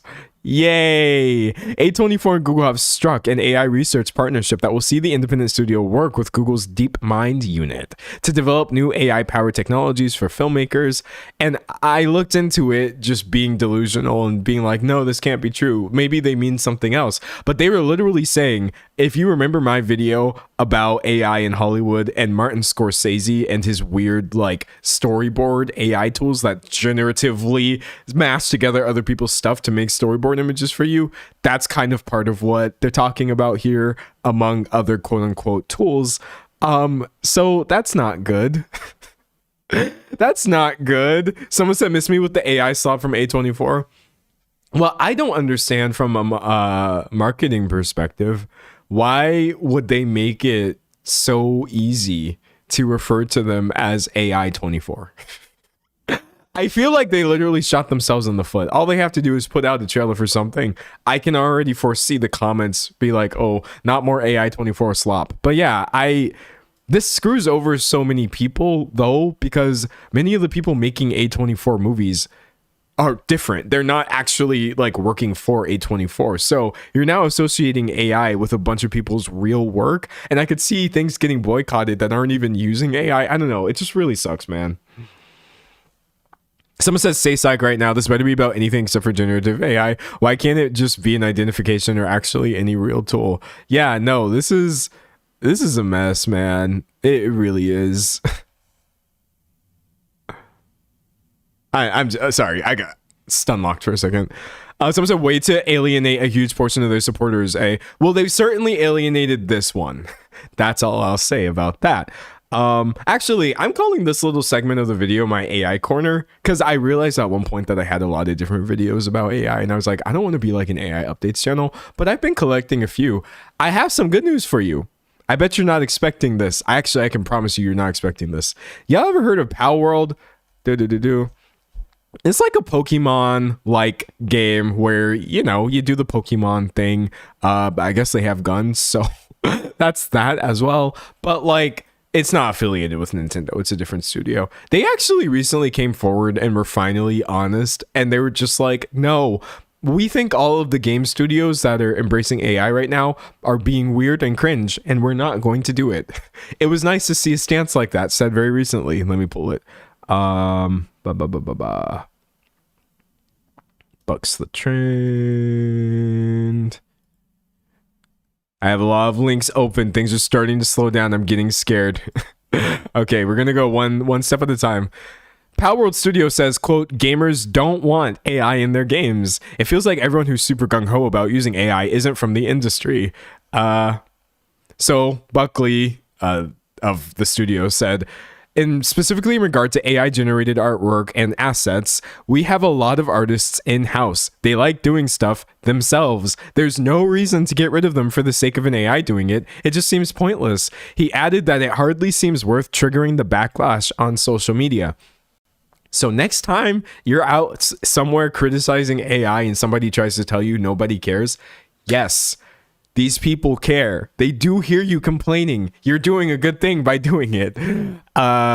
He empathized. Even I, who was in the industry, I just felt like a natural, why? The rest of your game looks fine. Did you need to use generative AI? I think that's going to be the attitude for quite a while. I think people will look at it and say, did you need to do that? Couldn't you just do it yourself? Gamers don't want it, Buckley said. And if the gamers don't want it, I guess that's it, right? Not much of a conversation to be had. All this affirms what he said last year regarding Pocket Pair's refusal to publish games made with generative AI. So, like, you are basically being sold a lie. I'm not going to lie to you. You have industry insiders literally saying, yeah, we know people hate this. We know it's unnecessary. It's never actually something that people are doing for any good reason, which is literally always the point I end up coming to when we discuss AI in this channel. Someone said, I love that this is coming from Power World of all people. And, like, if I could just do a brief aside, y'all, it's getting bad in gaming. We've moved into a new stage where companies are just being blatant as hell. Epic, who does Fortnite, they recently unveiled this video where they showed their process of exactly how they use AI to help, quote-unquote, concept skins that they go on to sell to people, which is so cringe and was very poorly received. Hold on. Ideation. Is this the one where it was? Hold on, let me pull the part where they're prompting, because I'm just gonna cry. Hold on, sorry, give me a second. I didn't save the timestamp. I'm gonna pull a different article about it.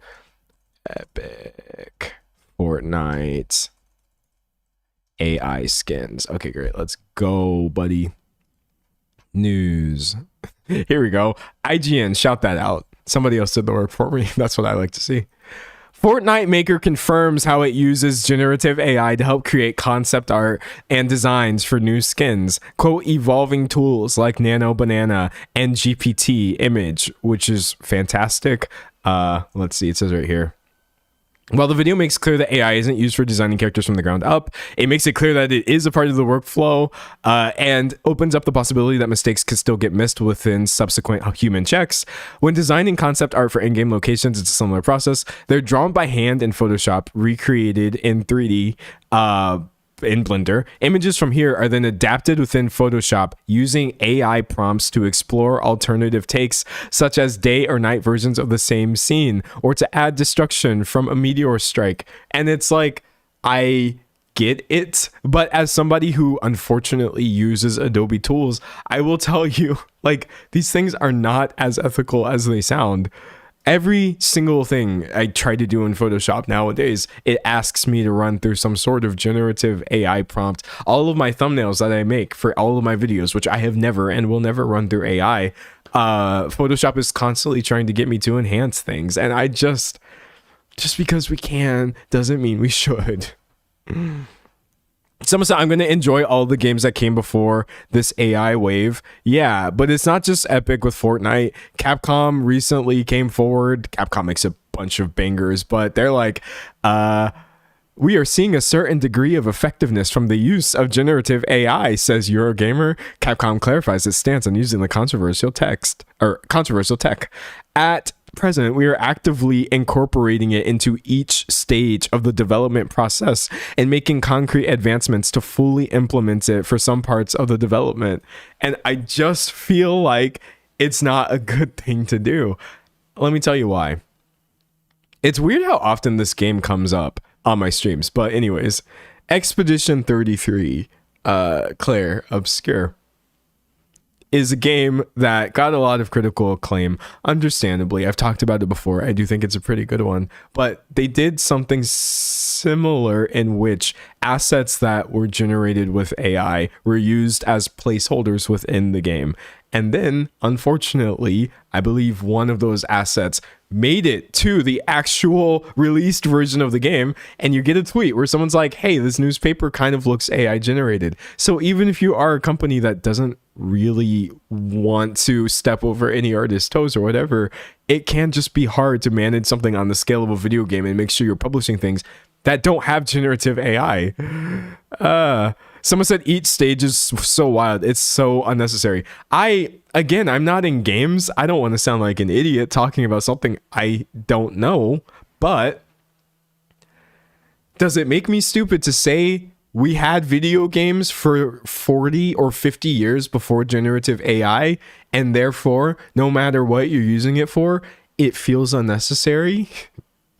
Gaming has always been a thing. It has never actually needed Gen AI at any point up until now. Suddenly, every single studio is trying to convince us that it's a vital part of their workflow. This just feels stupid. I'm not gonna lie. It really, really does. Someone said it's so slow. There's a gazillion games without AI. Why would you play something that doesn't look good? Yeah, I mean, studios that are like proudly intentionally using it for their final assets or whatever, that is just a different thing too, because the result is usually pretty trashy. But yeah, I'll give you one final example and then I'll move off of the game thing.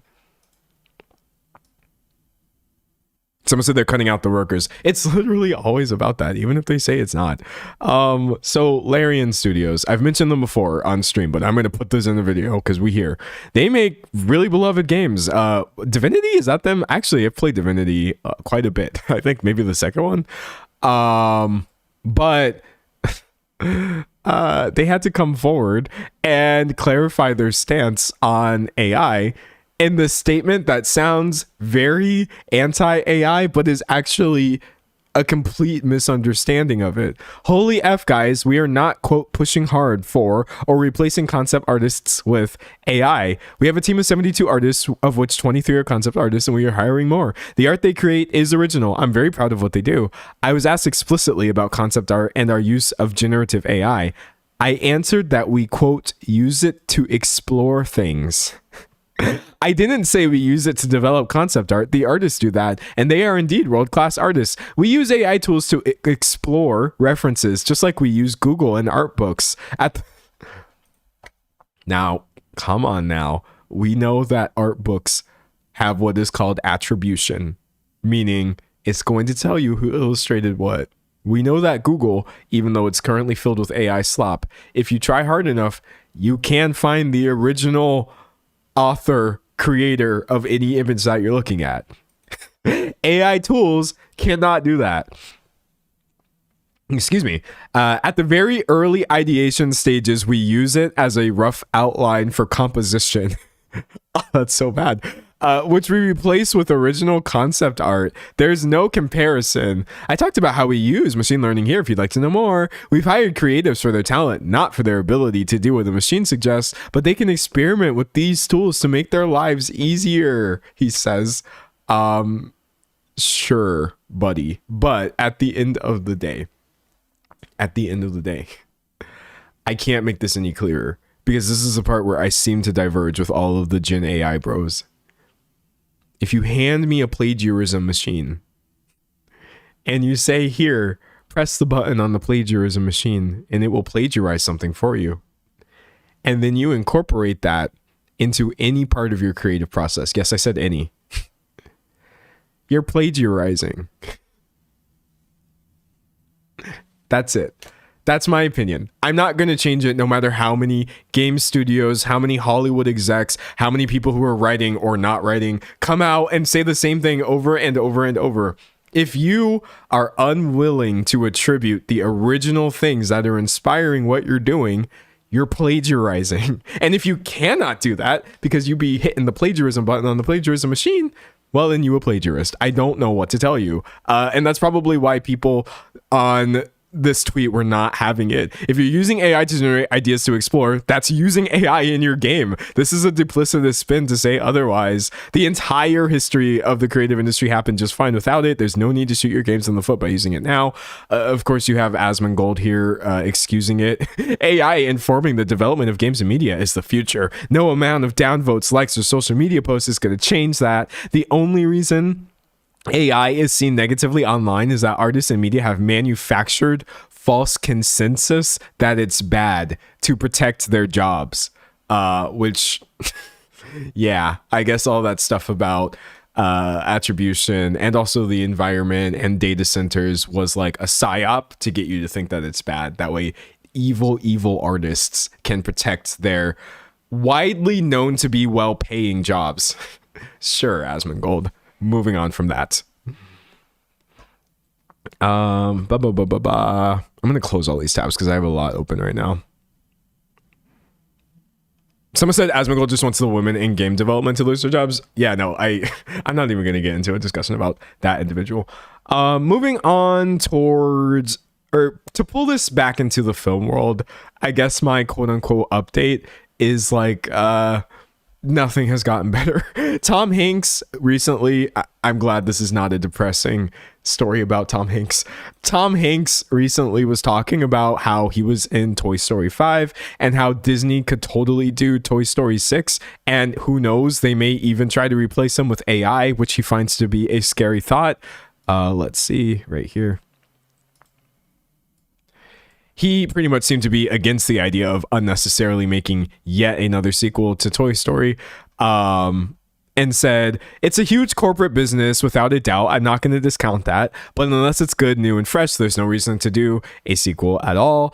And it says right here, the question is whether or not we could cobble together some version of me. Every word we have ever recorded in time in Toy Story is on digital media somewhere, so they could put together anything they would want. And it says both Hanks and Allen told Entertainment Weekly that an AI-generated sequel is, quote, a scary thought.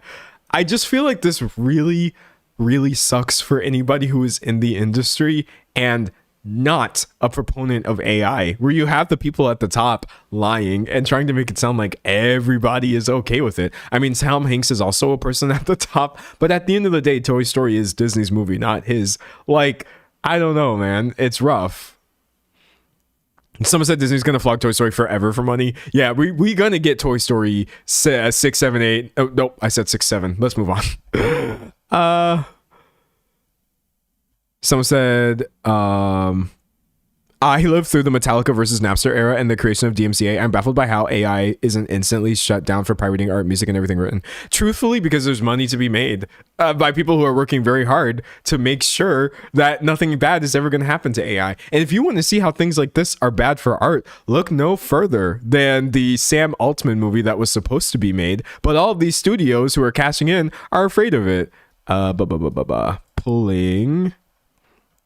Give me a sec. I also feel like I'm on fire, low-key. Like, I'm trying not to think about it too hard. I'm literally just flowing right now, but I feel like I'm in this flow state. Pulling pulling Luca Guadagnino. Okay, great. So director, oh, that was a long scroll. Director Luca Guadagnino has a film. It exists. He's trying to get this a thing in our hands currently called Artificial. He's known for his films such as Challengers, Suspiria, Call Me By Your Name. Obviously, a lot of really big titles in certain spaces, right? And nobody wants to touch this movie with a 10-foot pole. Let's see. I think, was it Vulture I pulled this from? Yeah. As Vulture says in their article, okay, now we really want to see his Sam Altman movie. Multiple buyers have screened the movie and passed on buying it, as per Variety, including Netflix, A24, Warner Brothers, Clockwork, and Focus Features. Why? Because it's about this dude right here, the CEO of Sam Altman, the CEO of OpenAI. And it's like no surprise. Wait, actually, is he the CEO? Or is he one of those people who seems like the CEO, but someone else actually is? I always have to verify this. Oh, he is the CEO. Okay, great. I got that one thing right. Let's go. And like, it's no surprise that someone like A24 would be turning down what is probably a fairly intriguing movie because they know that they would be looking dumb as hell while simultaneously signing these $75 million deals with Google to incorporate AI into their own processes. So it's pissing me off. Movies are literally dying. I know that sounds dramatic, but how is anyone supposed to watch this if it can't be distributed because nobody wants to tell the truth? It's so annoying. Someone said even AI24 didn't want it. Even AI24 didn't want to look that stupid. I mean, maybe it's not a good movie. But I don't know, chat. If you're asking me to believe the guy who made all of these big conversation pieces somehow made a movie so bad that nobody actually wants it, or is this because everyone's going all in on AI and that's why they don't want it? Forgive me for tending to believe the latter. It also says right here though, however, the smaller studios, Mubi and potentially Neon, are interested. Both studios have handled major releases and award contenders, including The Substance and Best Picture winners Parasite and Anora. Could either take the story of a lost movie and spin it even bigger. So I hope it comes out. But yeah, guys, I don't think this is a good thing. And then before I move on from the film stuff, my last little bit of complaints about Hollywood. If you were watching my live streams this whole time, you might have remembered me saying this. The other day, I had pointed out, I feel like diversity is getting worse. And wait, we should clarify. I feel like I'm seeing less diversity when I'm just scrolling for things to watch. I had said it as a throwaway line in one of my streams because I couldn't really prove that. It was just a weird feeling I was having looking at the movies that were out, looking at the things that were on streaming services. And lo and behold, shortly after I said that, this is so depressing. Streaming titles are following the theatrical trend of less diversity, finds UCLA Hollywood report. So if you've ever thought this to yourself, you're not going crazy. Despite the global success of Netflix's Oscar-winning K-pop Demon Hunters, UCLA's Hollywood Diversity Report has found that diversity in streaming movies is falling overall, following in the footsteps of theatrical releases. They actually had some numbers down here. So even though we have big wins like K-pop Demon Hunters, leads of color dropped from last year's share of 51. Whoa. There's like thunder back there. That was scary. Leads of color dropped from last year's share of 51% to 36%, while streaming films helmed by BIPOC fell to 31%. Streaming films directed by women also declined to 23%. This is like, I don't even have commentary for this. I never thought that I would see things going backwards, I guess. I don't know why I was so foolish as to believe progress would be linear, but yeah, we're moving in the wrong direction. Someone said the Ellisons. It's literally all part of just the mass migration of media towards aligning itself with conservatism, which is a theme that has been running throughout multiple of my videos at this point. The dots have been connected, and it's sad. All right, moving on from that. Can I interject with a lighthearted story? I feel like we could use that. I feel like we could use something a little less serious than this, because even though this is literally just movies and it's literally just games, it is kind of a lot. I want to talk about T-Pain and DoorDash, because this is an example of how I believe corporate advertisers need to switch up their whole MO. It's not working anymore. So T-Pain, who I think is quite funny, also very talented, obviously, and has maintained a fairly prominent online presence for these past few years, recently got into a Twitter exchange with DoorDash, which, if you don't know, DoorDash is like a food delivery service like Uber Eats, etc.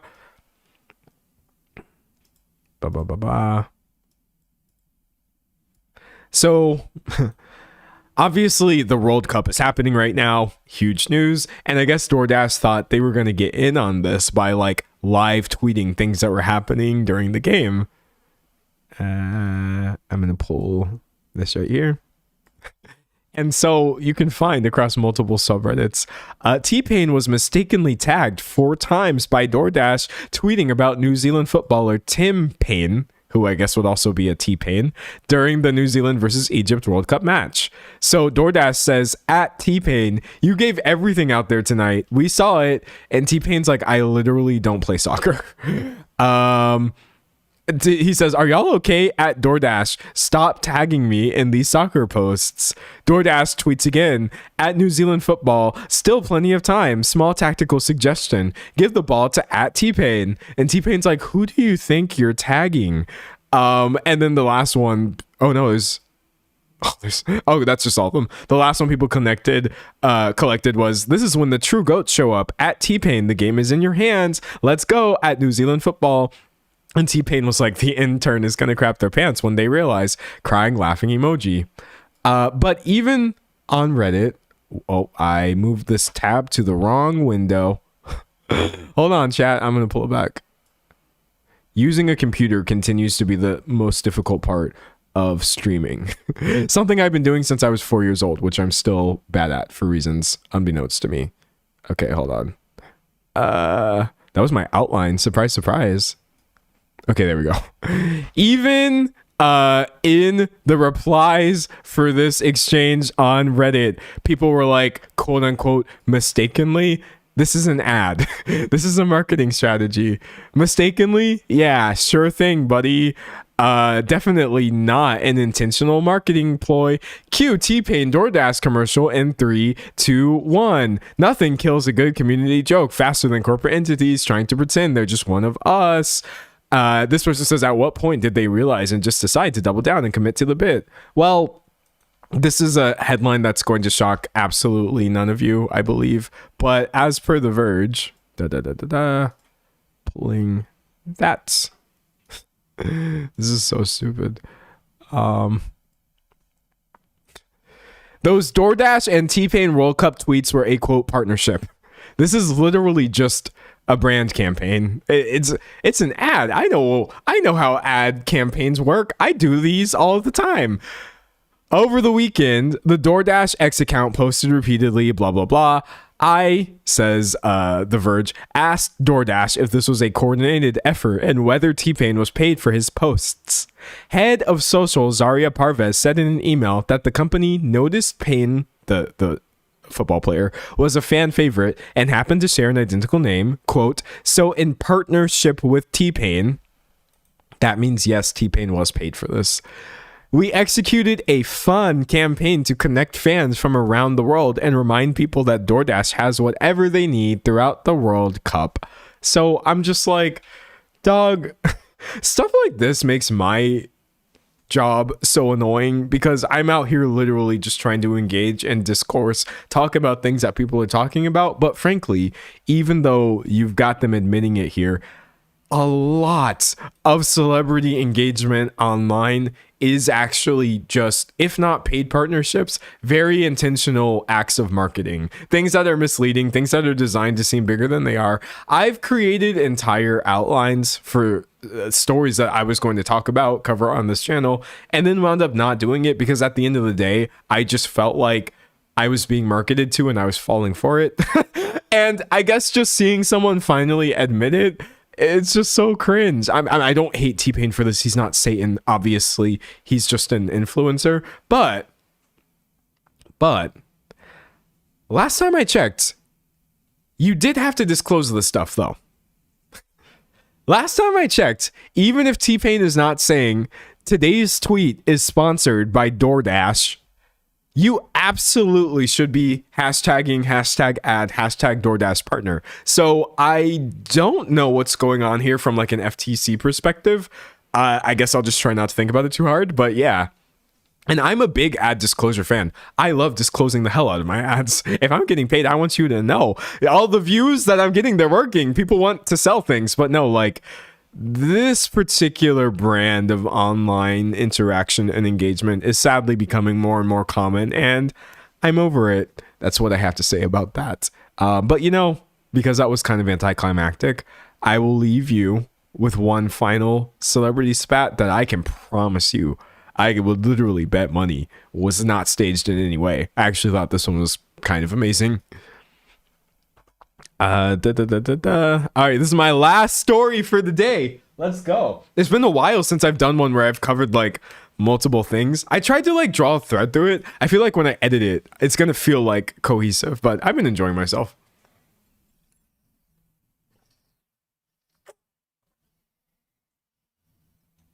Someone said, did I miss the tea? No, not really. I mean, yes, I guess, but there's always more.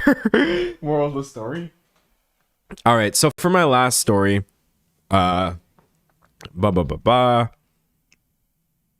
give me a second. Christina Ricci. So, if you're not familiar with Christina Ricci, she's an American actress. Very iconic, I will say. Also very outspoken. Christina Ricci, definitely not one to like keep to herself. I will say most of the things that I've seen her say online, I have agreed with. That's really all I know. But recently, Christina had a lot to say about Jimmy Fallon and his decision recently to platform Conor McGregor. Now, this is the part where I'm giving you a trigger warning for rape. Give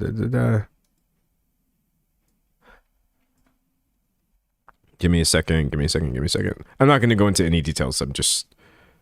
Sorry, my computer started acting stupid again.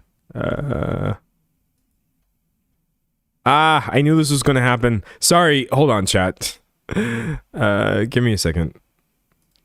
I think I have to close this and go back.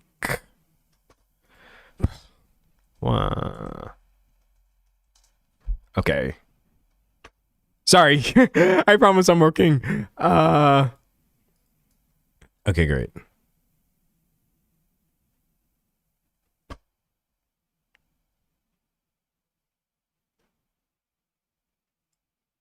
I do not know what's going on with my computer today, man.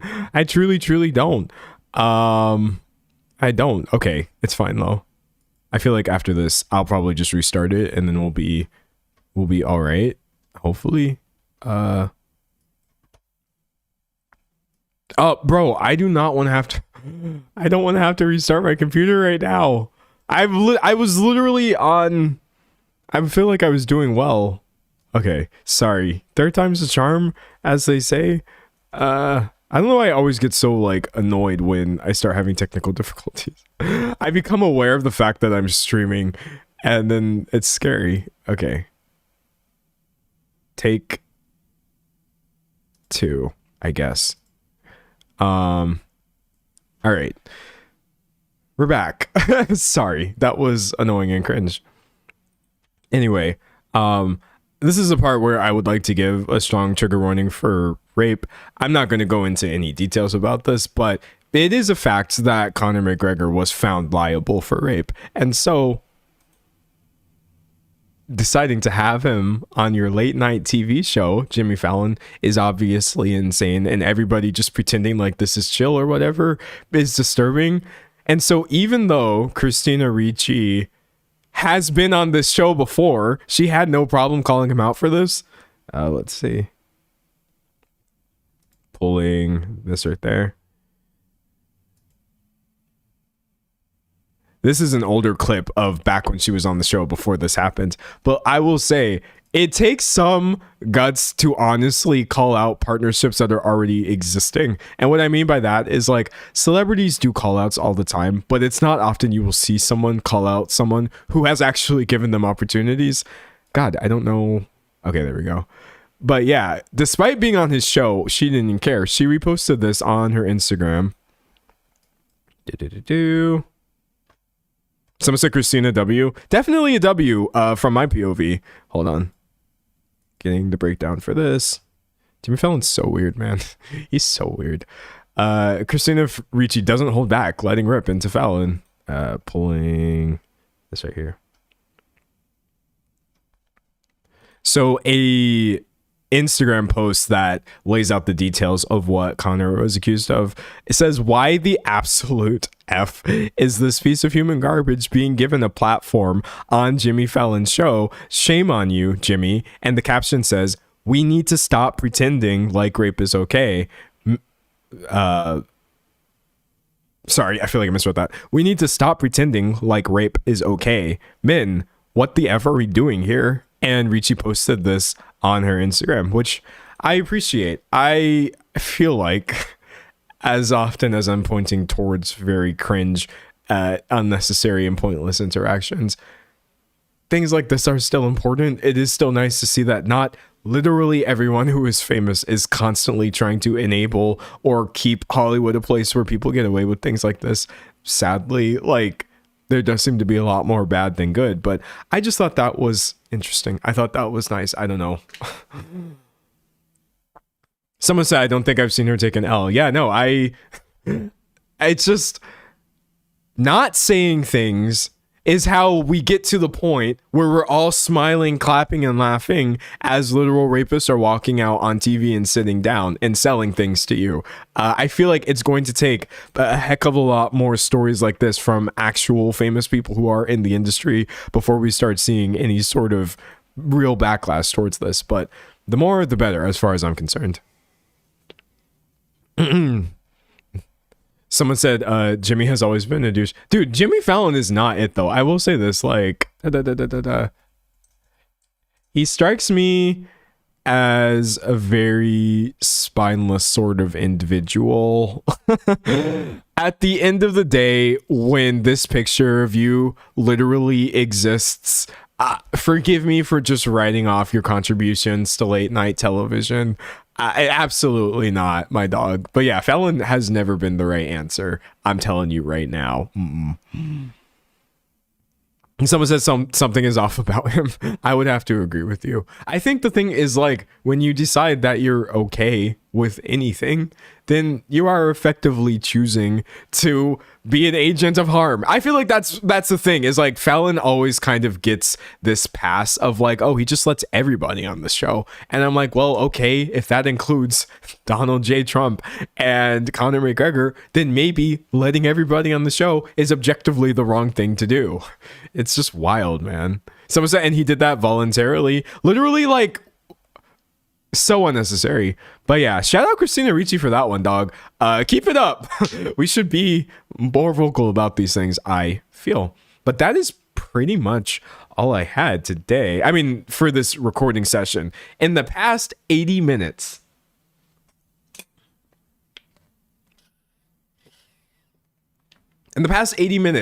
we have discussed Halsey. Well, actually, it was Fantano bringing back up his review about Halsey, to which she replied and reignited some of this discussion about medical misogyny and his response and Variety, which was an absolute mess. We talked about how, even though I believe Halsey was valid, there is this weird trend lately of celebrities, for no reason, just clapping back against random people and journalists online, whether that was Paige Brewster beefing with Screen Rant or Hugh Laurie and some transphobe.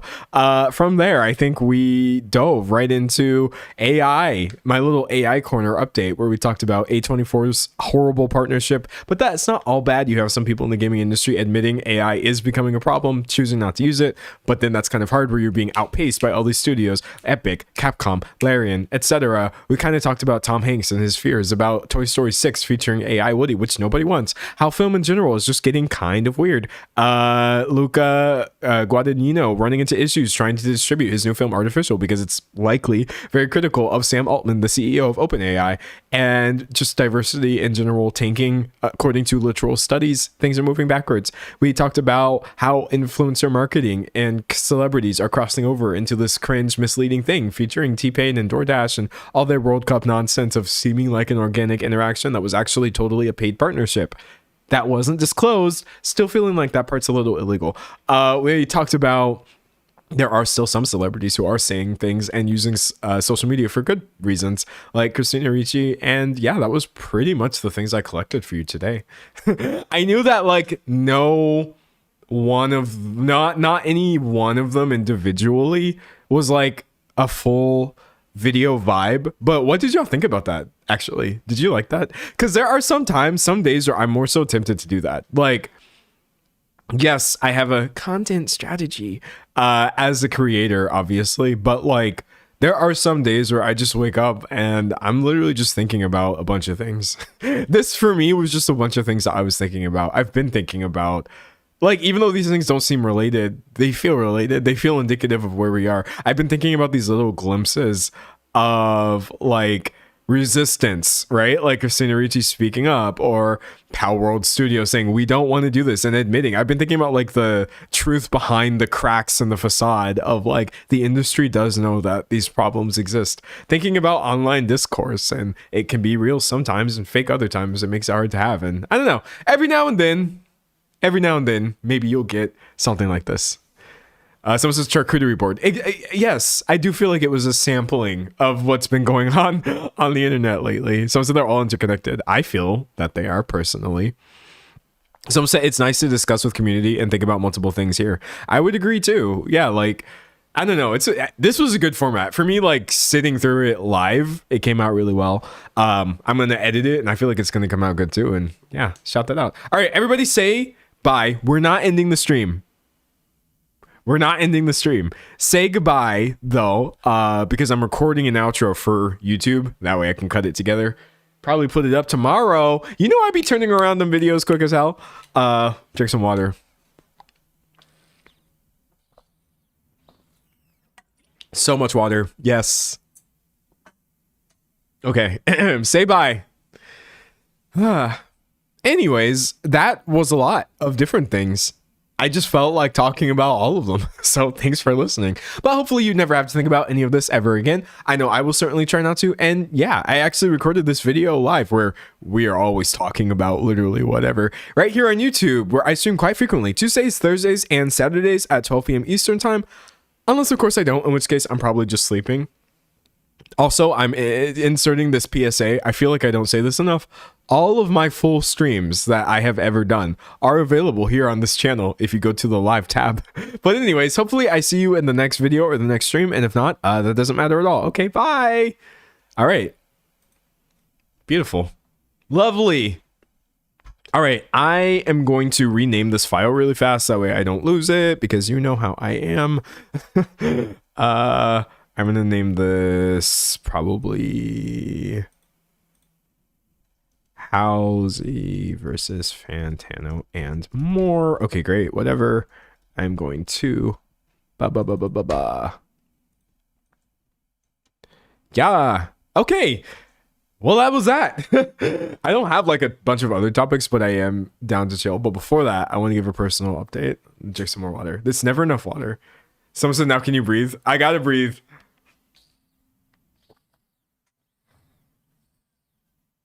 I'm having to stay so hydrated right now.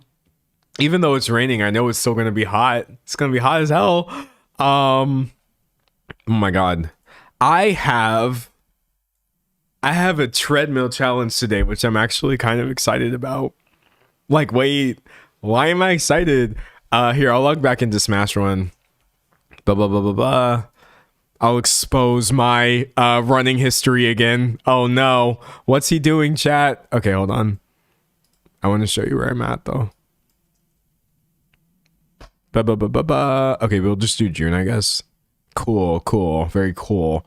Yeah, so I guess apparently I'm at like 130 miles for the month thus far, which, dare I say, is a little bit impressive considering it is only the 23rd.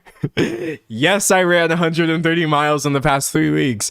Don't ask me why. I've already passed the distance. I've already surpassed my distance from last month, where I did like 116 or whatever. And also, my longest run has been 13 miles. That's a half marathon for those who don't know. If you don't know what any of these numbers mean, because you're just like, what the helly, I can tell you. 130 miles to kilometers. Okay, so I guess that's like 200 kilometers, 210 for me. And like a half marathon in kilometers is like 21, I guess. Jeez. So a 10% of my running occurred on that one day that I did my annoying cringe half marathon on a treadmill because it was really hot outside. And running for 2 hours on treadmill is actually so torturous. I'm not going to lie to you. But anyways, all of that was pretty horrible. But I've been hitting the track or the ground or the tread pretty hard because like the gym that I go to is doing this stupid treadmill challenge where it's like a Cooper test, you know? Do you know what the Cooper test is actually? Here, I'm going to tell you. Cooper test. Some of y'all will remember this from public school. Some of y'all will be like, what? The Cooper test is a physical fitness test that measures an individual's cardiovascular endurance. It was created for the armed forces, I guess, in the 60s. It's performed by running as long a distance as possible within 12 miles. The results are based on the distance the participant ran, their age, and gender, right? So basically, it's literally just a 12-mile run challenge that we're doing at the gym, which I think is going to be fun. But I have a goal. I saw someone in chat say you're inspiring me to watch the stream on a treadmill, but I will only walk. Walking is valid too. If you walk for 4 miles, you walk for 4 miles and that's on period. Your weekly mileage is 4. If you walk for 20 miles in a week, your weekly mileage is 20. Same as somebody running. But look. I have a goal. So I am barely within the 20 to 29 range. I'm turning 28 soon. And apparently, allegedly, according to Wikipedia, for me to fall in the excellent category, I would have to run over 2,800 meters. I would have to run 2,800 meters, I guess, in 12 minutes. Very soon. And I am determined to do this. I don't want them to label me above average. I don't want them to label me average, below average, or poor. I want to land just above the excellent category. Now, here's the thing.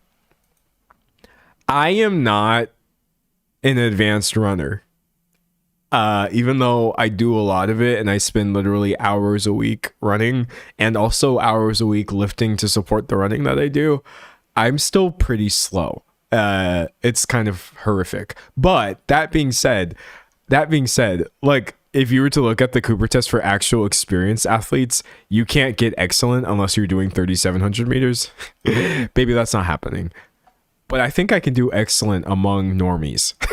So that is my goal as a normie runner, to try to get a really, really good score on this. 2,800 meters, 2 miles would be 1.74 miles essentially, is what I would have to do in 12 minutes, which if I'm trying to convert that to a pace, running pace calculator, no wait, I like this one from calculator.net.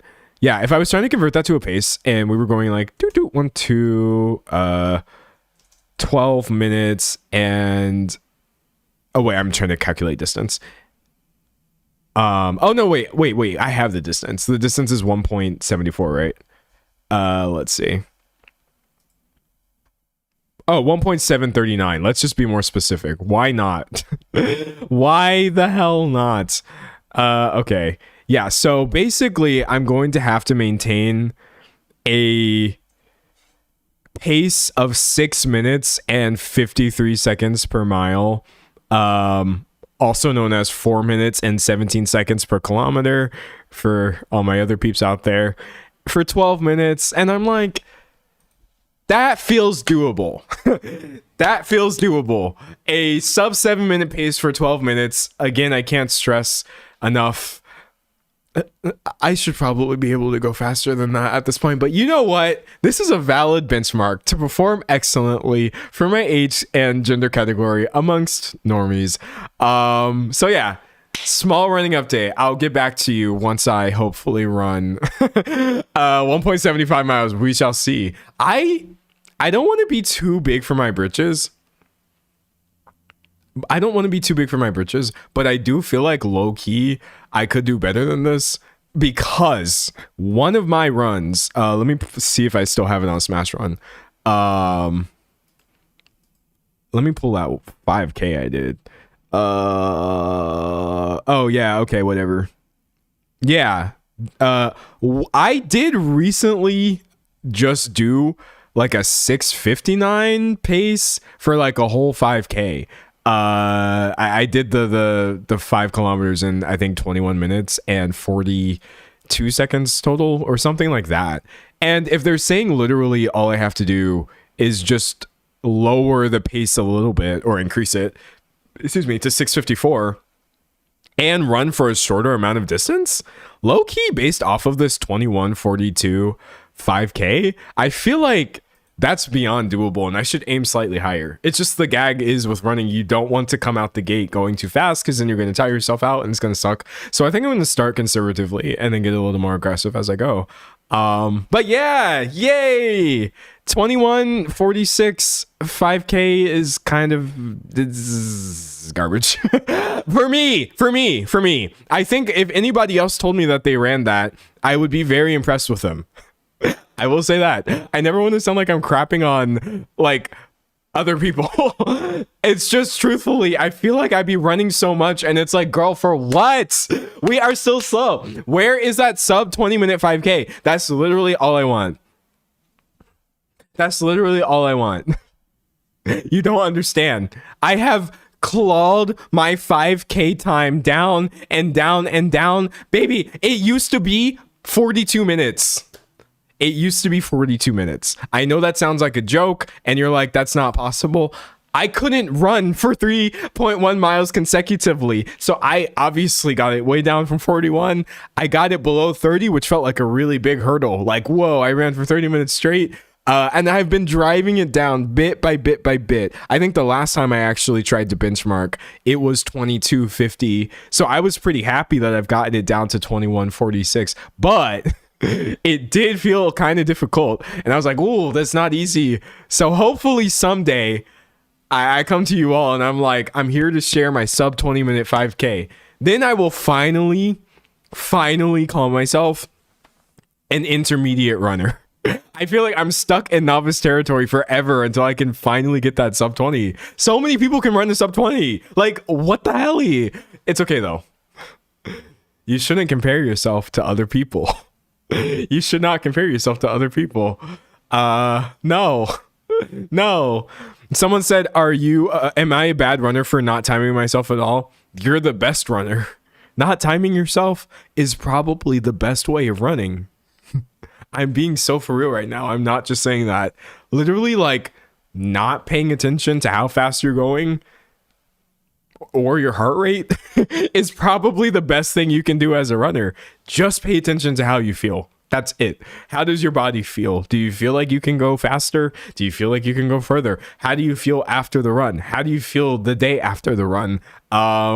Do you feel like you could have gone harder after you finish? Was there stuff left in the tank? Do you need to take a day off? Do you need to take multiple days off? Should you go for like, if you could just run intuitively without the crushing weight of numerical analytics, low key, you would probably be having the most fun. Sadly for me though, I just turned everything into a numbers game. So it's turned into a game. Womp, womp, womp, womp, womp. Someone said, I'm running for my life, but that's about it. Yeah. And also slow down. If running is very difficult, slow down. But yeah, 2142. I'm coming for that Cooper test. Oh, I closed it. I'm getting excellent. I don't care if I have to die for it. I don't care if they have to like pick me up off the treadmill. I will place, and then I'll tell you all about it after the fact. That was my tiny running update. Yay. Someone said to all my chronically ill people, just sit down. I mean, you also don't have to run. That is very true. It's just a hobby. It's just a silly hobby. Someone said, to this day, I hate that I never realized that playing soccer growing up was exercise. My neurospicy brain never thought about what exercise meant when I was told to go outside and exercise. I feel like low key, if instead of framing fitness as something that you have to do, we framed it as you trying things until you find something that makes your heart happy, we could be fit easier. Like for me, I hated exercise, and I still do. Actually, I'm not gonna lie to you. I never wanted to do anything active. But the problem for me personally is I just have a very sedentary lifestyle. Like you have literally been watching me sit in a chair for 2 hours and 8 minutes, and I will continue to do so for more time as we move forward. And so like living my life like that, I wasn't very happy with the fact that I also wasn't being active outside of it. But I didn't want to go and like lift weights or whatever. So I had to try a bunch of things that until I found something that I actually enjoy. The truth of the matter is, chat, I'm gonna be honest with you. Don't tell my fellow runners I said this, even though I'm sure this applies to a lot of them. But for my neurodivergent peeps, it's literally like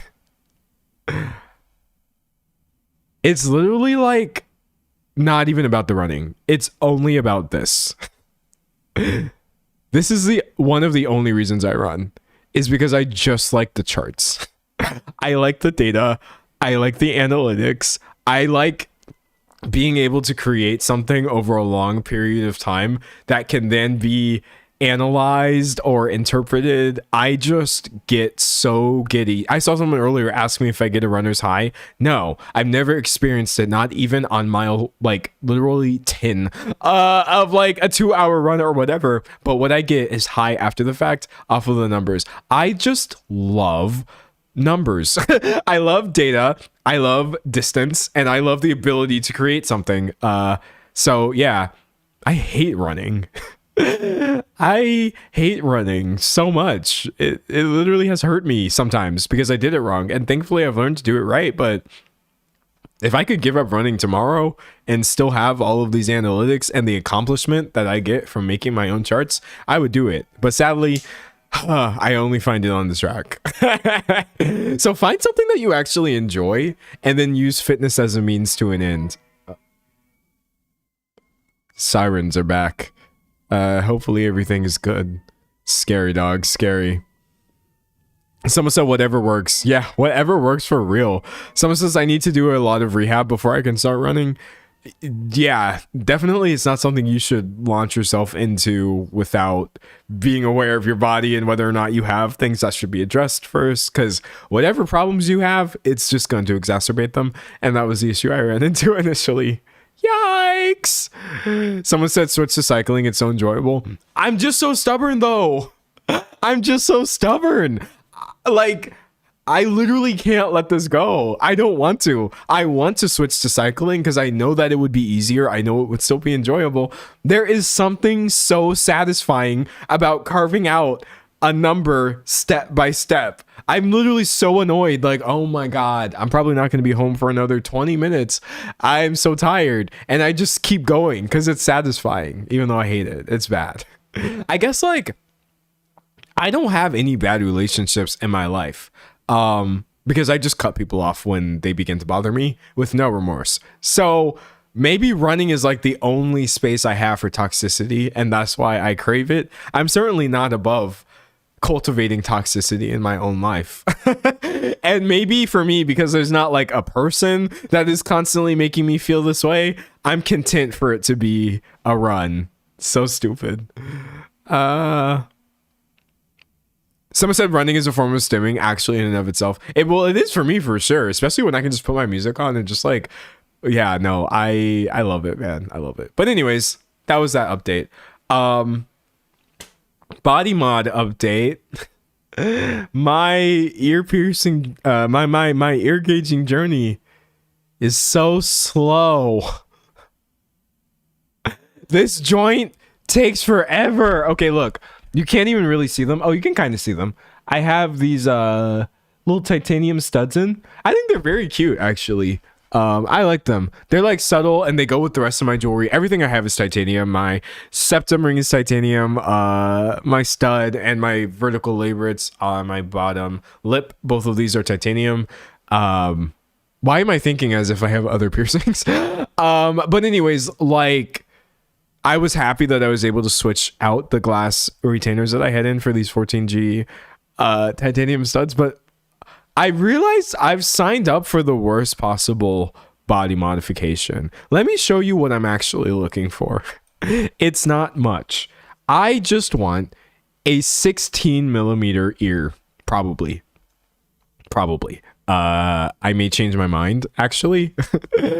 But for now, I'm looking at 16 millimeters, which is not that big. It truthfully is not. This individual has 16 and it looks really great.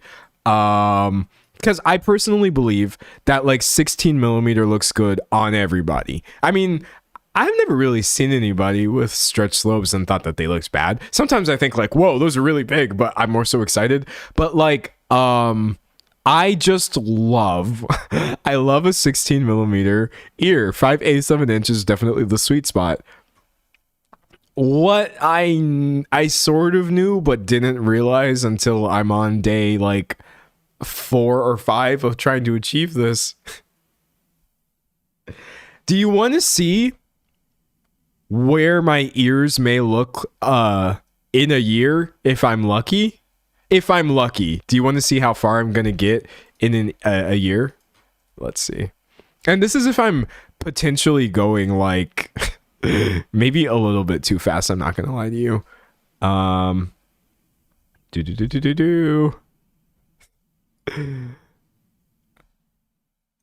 Genuinely this. Literally this. 2G is probably like, granted, maybe if I'm crazy lucky or something, we could go like 2 to 0 to 00, but I'm not gonna rush it. This person's right here said, I'm finally at 2G. My ears are a little tender, but that's normal. Like, it probably took them a while ago. Oh, this person's moving too quickly too. They were at 6G a month ago. That is wild as hell. Yeah, no, the patience, the lack thereof of like, I'm gonna cry. Why would it take a year to get to this? When am I ever literally ever actually going to get here is the question. I'm just not a patient kind of guy. Oh no. Someone said I'd give up straight away. I'm so impatient. Yeah, I'm like, currently right now, I don't know what the best ear is to see this. My ears are technically they're gauged. They're stretched. But no one can tell because it's such a teeny tiny. Here, I'll show you the difference between a 14G and an actual earring. It's a little bit scary, but hold on.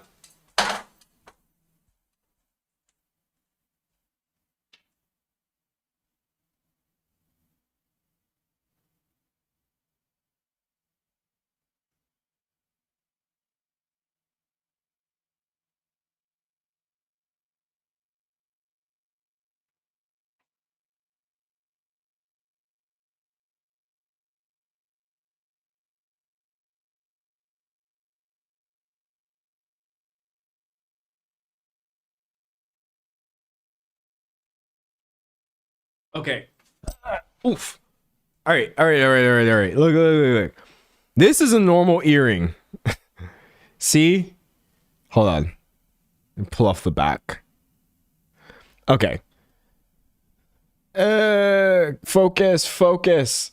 This is like the length or the thickness of a normal earring, right? This, oh my god, you literally can't see this at all, is a 14G single flare plug. So do you see the difference here? My God, I'm doing so bad. There you go. You can totally see the difference. This one right here is like almost twice as... It keeps focusing on me. I get it. I'm beautiful. Anyways, I think you get the point. I'm currently wearing something in my ear that is twice the thickness of a normal earring plug or back, whatever, bar. Imagine like trying to shove this inside your ear. So I've done a little bit of stretching. It's impressive to me because I know the problem is it just looks like I'm wearing cute little dainty studs that anybody could wear because but yeah, that's okay. I'm going to be patient. Patience. Someone said hold your hand behind it like influencers. I wish I had like 3 hands on God. That would be easier. But yeah, no, like I'm gonna scream and cry forever. Someone said 14G is considered standard for most body piercing shops. The thin stuff sold in stores is too small, and that's why people end up with screwed earlobes over time. Well, I did not get pierced at 14G. That's all I will say. It may be considered standard, but that was not my experience. It really wasn't. But yeah, you just go one at a time. That's all you can do. 14, 12, 10, and then half sizes. Womp. I'll be okay though. Someone said all the ones I got from the piercer were 16G and I kept it that way. Yeah, I'm pretty sure I was mostly wearing like 16G and 18G for the whole time my ears have been pierced. 14G was a little bit of a stretch. I won't lie to you. My ears were not 14G. But anyways, enough about that. So boring. So I'm pretty sure 16 gauge is standard in shops. Yeah, 16 makes a little bit more sense to me, just based off of me buying jewelry for all these years. I have a lot of earrings, or I did, and sad I'm not going to be able to wear them as I'm doing the stretching journey. Someone said, I want a new piercing. I'm taking this as my sign. Let's go. It's always the right time for a new piercing. Someone said, I got my earlobes pierced at Claire's, and now I've stretched them to 5/8. Hey, you're at my goal size. And I'm glad you were able to move from Claire's to a stretch, because I know a lot of people who got their ears... Were yours pierced with a gun? I know a lot of people who got their ears pierced with a gun at like Claire's or something sometimes run into issues, because that might not have been the maximally... a safe or effective way of piercing, even though we didn't know any better. I will say mine were at least pierced with a needle. Yay. Someone said, please never go to Claire's. Yeah, nowadays, don't go to Claire's. Go to an APP certified piercer who will be very happy to use the latest community knowledge to hook you up and lower your chances of experiencing dangerous or scary things. Yes. Someone said I got my septum pierced at 14G because the retainer I needed was 15G. I got pierced at Claire's in the 90s. Yeah, let's go. Someone said 16G is standard for most piercings, but for lobes, it's actually 20G typically. Yeah, all I know is they were not 14. They were not 14. They were small. But hey, we're there. One thing at a time. Let's go. For fun, I asked one of my friends with pierced ears. I was like, can you put this 14G thing in? And they could on one ear very easily, but the other one, they met some resistance. And I was like, okay, stop. But they had been wearing earrings for literally 30 years. Someone said, I got 7 ear piercings done at Claire's 10 years ago. All are fine now. Well, I will say this, like, low key, do not tell anybody I said this, especially not on a platform. Body modification people can be a little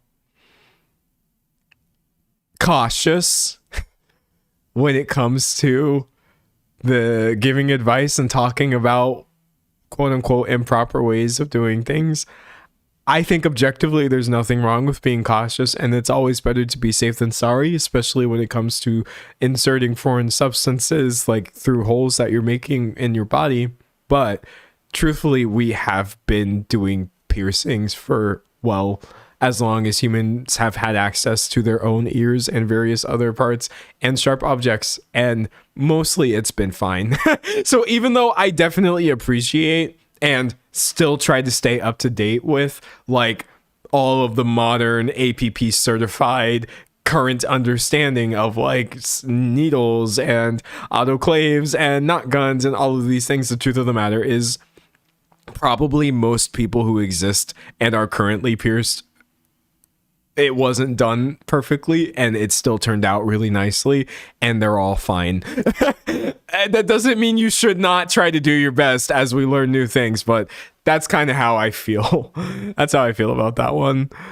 Someone said my friend pierced my ears in my bedroom. At the end of the day, you could put out the most safest, like most up-to-date, foolproof advice using the latest cutting edge science on the perfect way to do a piercing, and some teenager is still going to ask their friend to do it. You can't stop this from happening. I would maybe caution against it, but like, you gotta also accept, hey, some people are just gonna do their best with the resources available to them. It really be like that. Reading chat. Someone said, I tried that in 9th grade. I did not complete the piercing. That's so scary. Someone said it's also very culturally entangled for thousands of years, especially with facial piercing. Yeah, I have like complex thoughts on that as like, yeah, I have a lot of thoughts on that. I feel like with everything, there's layers added to what you do based off of who you are, right? And like in my case, as a black person, just getting in more into like this mod stuff, I've kind of realized that for as quote unquote ugly as this may make me towards certain people, which would just be the oldest, least relevant, most boring conservative types imaginable, people I'm not interested in interesting. I realize it's more so because it's moving me further away from what I would consider to be like Western beauty standards, and I'm okay with that. I feel like I like as a Black American, I couldn't exactly tell you where my specific ancestors are from, but Africa, for example, absolutely has really, really intricate and long-standing body modification. It's been going on for so long, and also this happens all over the world, by the way. Literally, body mods have happened everywhere concurrently, but like a lot of the things that people do nowadays for aesthetic reasons are like directly lifted from other cultures, and that would include a lot of African type lobe stretching or all these other things, lip stretches, etc., and scarification and things like that. And so yeah, it has been a thing for me where I'm having fun, obviously, because it's just fun to like, in a supervised and calm way, insert metal through holes in your ears and stuff. But I'm also kind of thinking like, this is kind of cool, moving away from people I don't care about and closer towards people that I might actually be closer to. I don't know how to describe that in a way that makes sense. Does that make sense? I like it. I think it's cool for me personally. Someone said that's so fire. Yeah, I get hyped up like researching and learning about people in different places, and not just Africa. Literally, I can't stress, all over the world. Body mods have been happening for just thousands of years, honestly. But yeah, screw the beauty standards, dog. I could not care less. Not anymore. And someone said, would you ever get a face tattoo? Me personally, no. I'm like, no, but what does face mean? Because like up here, probably you're not going to get anything from me, even though I really like the look of them. But like, this isn't your face exactly, is how I feel. I think probably the closest you would catch me getting to my face is maybe something coming down in front of my ear somewhat, a little bit. Because I don't really consider that to be a face tattoo. But yeah, otherwise I'm good. As long as my mom's here. I know she would be sad, and like, you don't have to care, but I care. I value her opinion a little bit. It's the only person I would answer to. Someone said I love my body mods. It adds to my queerness. Oh, that's true too, though. I feel like low key, there's so many different angles you could take with it. Like, I took the cultural angle. You can also take the queerness angle with it. I consider it to be an extension of that for me as well too. Like, or it can also just be because you thought it was cool. That's the nice part too. There are people who are just like, yeah, I stretched my lobes to like 2 inches because they were there for no reason. And I'm like, go off. Do what you got to do, for real, for real. Someone said Google Corolla Granny's earlobes. I think I've probably seen that. Like, I feel like I have, for real. Someone said against all authority except my mom. Well, at the end of the day, you know what though? She doesn't tell me what to do. And maybe that's low-key why I care. I feel like if my mom was somebody who was saying, stop doing these things, then I would be like, no. And I would continue doing them. But because my mom is actually not someone who would ever say to me, oh, D'Angelo, I'm very sad that you've done this. I know that she would, out of respect for me, just keep it to herself. That makes me care a little bit. I'm like, I appreciate the respect she has for me. And low-key, I choose to respect that. I mean, it's still my choice. I could get 50 face tattoos if I want, and there's nothing she could do about it. But like, I don't know. I like it. She's nice, so I'd be nice too. What can I say? Some say European beauty standards are boring. Well, they are. Oh, wait, that's funny too, because like there are also more interesting European beauty standards that have fallen out of fashion, and it's homogenized into something that became boring. I feel, for sure, for sure. Someone said, what about tatting your head? Yes, that's gonna happen. I mean, I feel like I just have too nice of a head to not do it. It would be a waste of a perfectly good profile. It's asking to be, I don't know, decorated, but I have no idea what that's going to look like. So I'm waiting. I mean, that's probably not going to be for a very long time. Someone said I had to run and get my pizza. I'm so happy. And now I want pizza. Now I want pizza. I always tried to shock my mom by dyeing my hair pink and blue and such, and she always just said, oh, that looks cute. My grandma, though, she did not like my hair colors. Oh, I bet. Leave it to someone's grandma to have a strong opinion about body mods. But hey, what can you do? Truthfully. Someone said, OMG D'Angelo, that would be sick. Yes, I'm very excited about potential head tattoos someday. Not there yet. We will get there. There's levels even for me. I move slowly with some things. Someone said I just ate a pepperoni pizza. Bro, let's go. Someone said Darth Maul drip. Yeah, Darth Maul is maybe a little more aggressive than what I would go for, but it's a look for real, for real. I want tattoos so bad, but I'm scared about getting a job with them. Just don't get them anywhere anyone can see, and you will be fine.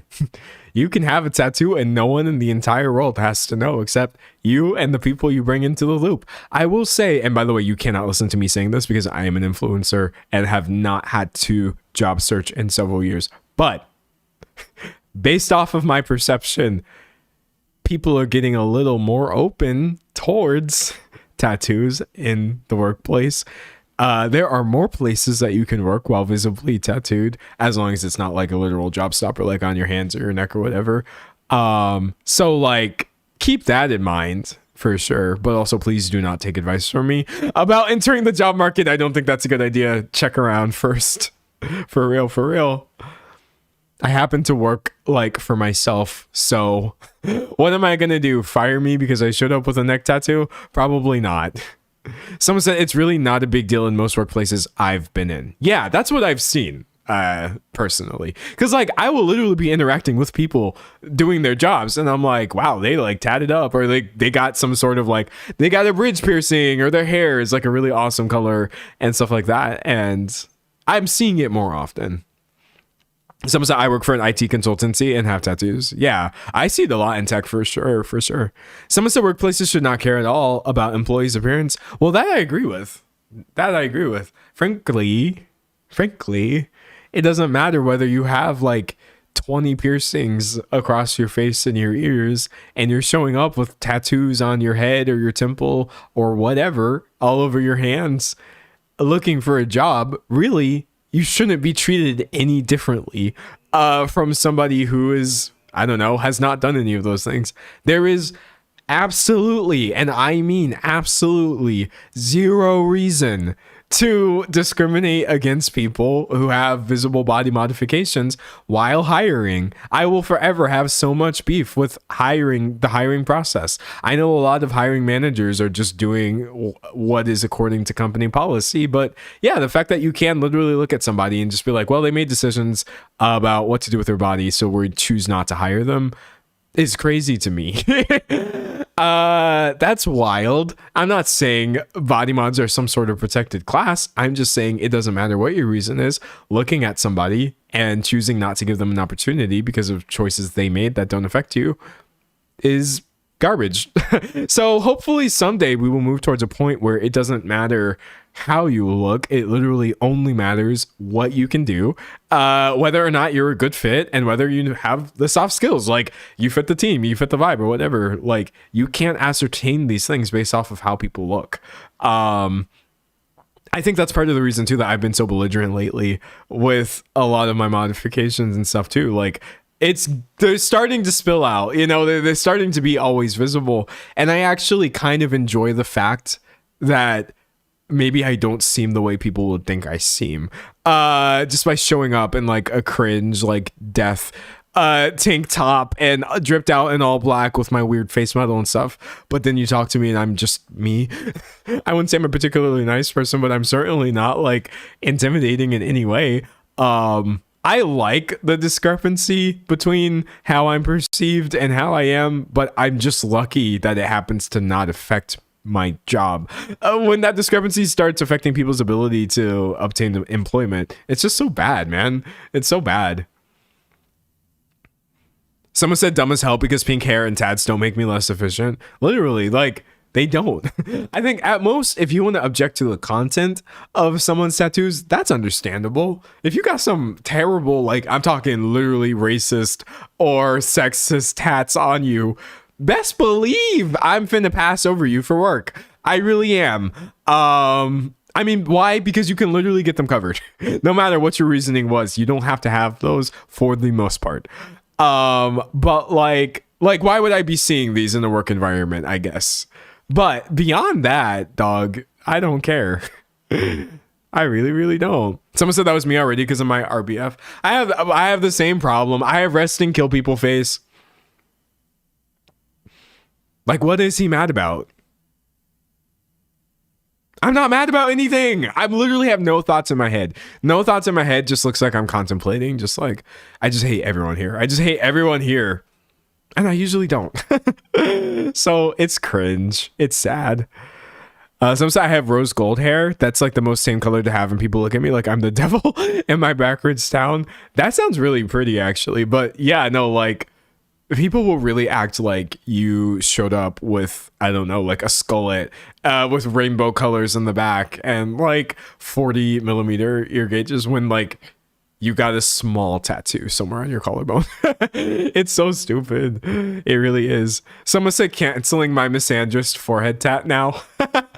I mean, like, I probably, for your own benefit, couldn't hire you if you had a tattoo that said misandrist on your forehead, but I would understand where you were coming from.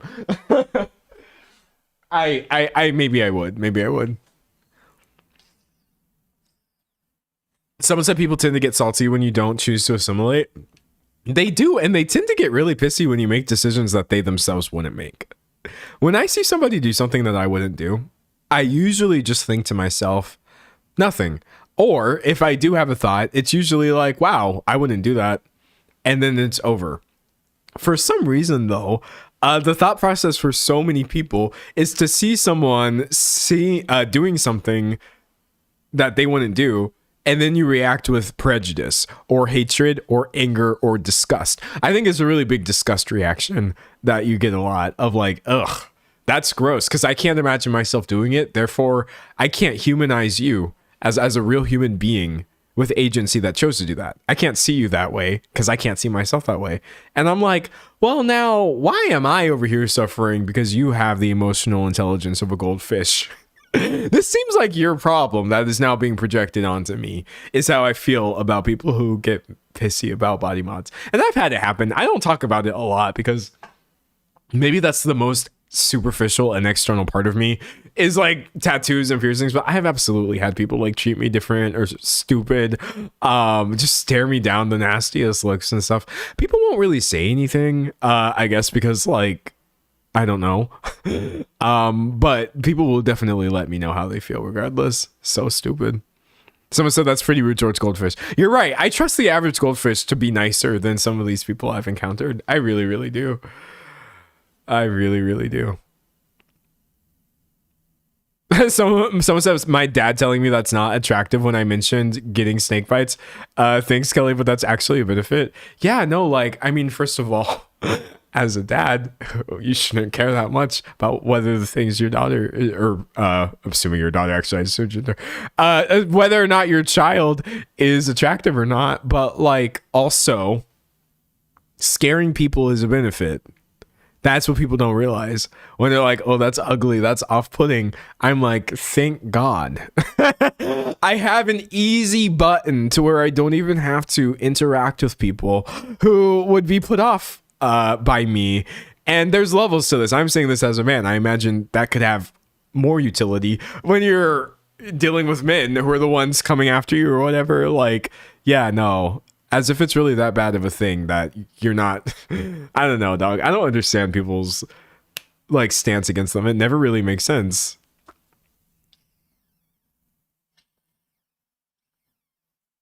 Someone said, I'm naturally blonde and I'm definitely treated a bit different with blue hair. I would imagine you are. People are so stupid about blue hair, for real, like assuming the craziest things about you. And I'm like, it's a hair color. Yes, probably, maybe you're more likely to be dealing with someone who is a leftist. I won't lie. Okay, hold on a second. I will say this as somebody in the alt community. Some of the stereotypes are true. Yes, I am actually like leftist vibes, identifying as a whatever, whenever, half of the letters in the alphabet mafia. Yes, I'm going to call things racist. I'm like, that's transphobic. Yes, I'm literally exactly on some level what they think I am, but I just think it's funny that all of these things are somehow bad. Oh no, we got somebody showed up with blue hair. I bet there's some sort of annoying leftist who's not going to let you get away with misogyny. Yes. Maybe we should get a few more people like this in the workplace and then things would move in a better direction. It's so stupid. Someone said the blue hair barista stereotype. Yeah, no, like, it's dumb because the thing that you're complaining about, even if it happens, isn't that big of a deal.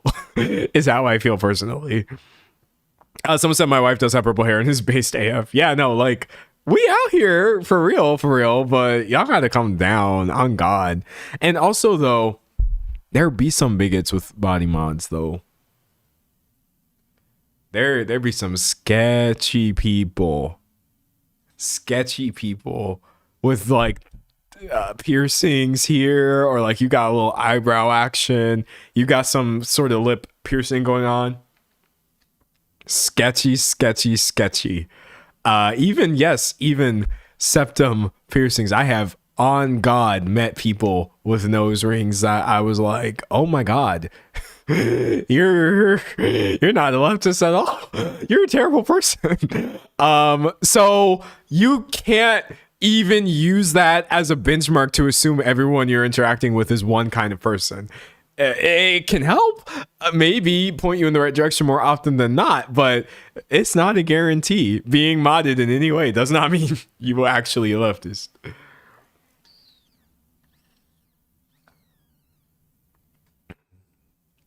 Reading chat. Someone said any strange, vaguely intimidating man is sus until confirmed. That's probably the safest way of approaching things. Just let people prove that they're good. Don't assume that they're good.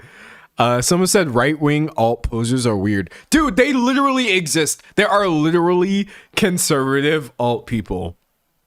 They're super weird about it too. Hold on. I don't want to get too specific, but like, it's this really specific brand of like edge that I will see people take where they're like, yeah, I don't care about anything. I'm going to, these are real people, by the way. I'm not just making up a group of people to get mad at. I'm going to like ironically embrace being quote unquote a degenerate with like all the piercings and stuff, but like they are actually doing it though. And then they will then go on to hold these like really just unhinged and awful conservative opinions. Like, I'm not saying this is a large group of people, but I've met more than one person like this. I will also encounter people who do the same thing while being queer, which literally people who are just like, yeah, I'm super gay or whatever, or super insert the thing, right? But they will refer to themselves as like a degenerate with like a bunch of self-hatred, and it's not just a reclaiming, it's not just a gag, it's not a joke, and they literally do on some level hate trans people. Actually, I don't think a lot of people know this, and I got to be really careful with my wording so it doesn't sound like I'm saying something I'm not. A non-zero amount of people on 4chan are literally trans. Not all of them. I'm not blaming 4chan. I'm not blaming 4chan on trans people. Don't take this out of context. But there is a non-zero amount of people, I promise you this is real, who are literally just like, they are on God, like trans, and they be on 4chan being transphobic as hell. And like talking about themselves with all this hatred and disgust. And like, I'm like, y'all got to figure some of this stuff out.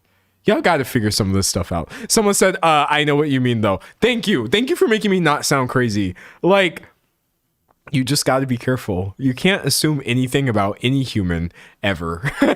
So even somebody seemingly being a proud part of your community doesn't mean much until their actions prove otherwise. Someone said like, are you okay? Yeah, no. Someone said, truth though, Danzo, I feel like I've never seen anyone address the for trans culture. I think the thing is like, you don't want to sound like you're blaming a toxic cesspit of vile racism, misogyny, neo-Nazism, transphobia on a marginalized group, which is why I think it's not talked about. And I don't blame anybody for not doing this. I'm just saying that's not what I'm doing when I point this out, because again, that's not the majority of the users on there. It's just some people who are on there. They fall through the cracks and they wind up with this behavior. It's just really odd, man. It's really, really, really odd. It's so stupid. I don't know. I get that like it's not easy to like love yourself. It really isn't. I know. What did RuPaul say? What did she say at the end of every episode? Like, if you can't love yourself, how the hell are you going to love someone else? Well, the real question is, how the hell do you love yourself in the first place? But I'm telling you right now, the answer definitely isn't by hating other people. You just give up on ever trying to accept yourself, and instead you're just like, I'm going to react to everybody the same way I'm reacting to me. Dog, that one is wild. No, that's scary. That's really scary. Someone said it's the result of the environment and brainwashing. They need to get out of that space to heal. Yeah, I have like empathy insofar as I know how it feels to hate yourself so much that you wish you were dead. And anyone who reminds you of yourself makes you want to die. I know what that feels like, sadly. However, I realized that living in hell like that was my problem and did not mean I needed to turn around. My empathy ends when you take this feeling and you use it to start being oppressive towards other people. I can't feel sorry anymore. Womp womp. Oh well. Who doesn't hate themselves on some level for something? You do have to get over yourself after a certain point. And I know that sounds harsh, but I said what I said. Like, truthfully, it's a tricky thing. But yeah, at the point where you're willingly and proudly being anything phobic, I'm just like, I'm sorry. I can't do it. Someone said you got to start looking inward. You do, and it hurts. It feels terrible. Introspection is awful. I hate introspection, man. No. Someone said I got kicked out of my mostly non-binary friend group. I'm also non-binary for being too disabled. Oof. we can't even get into the intricacies. I mean, we can, but like it would take a lot for us to even get into the intricacies of like being marginalized doesn't automatically make you completely woke, is how I would put that. And like, duh, that's a cold take. I don't think anyone truly believes that. But some people can sometimes act that way without realizing, I feel. There have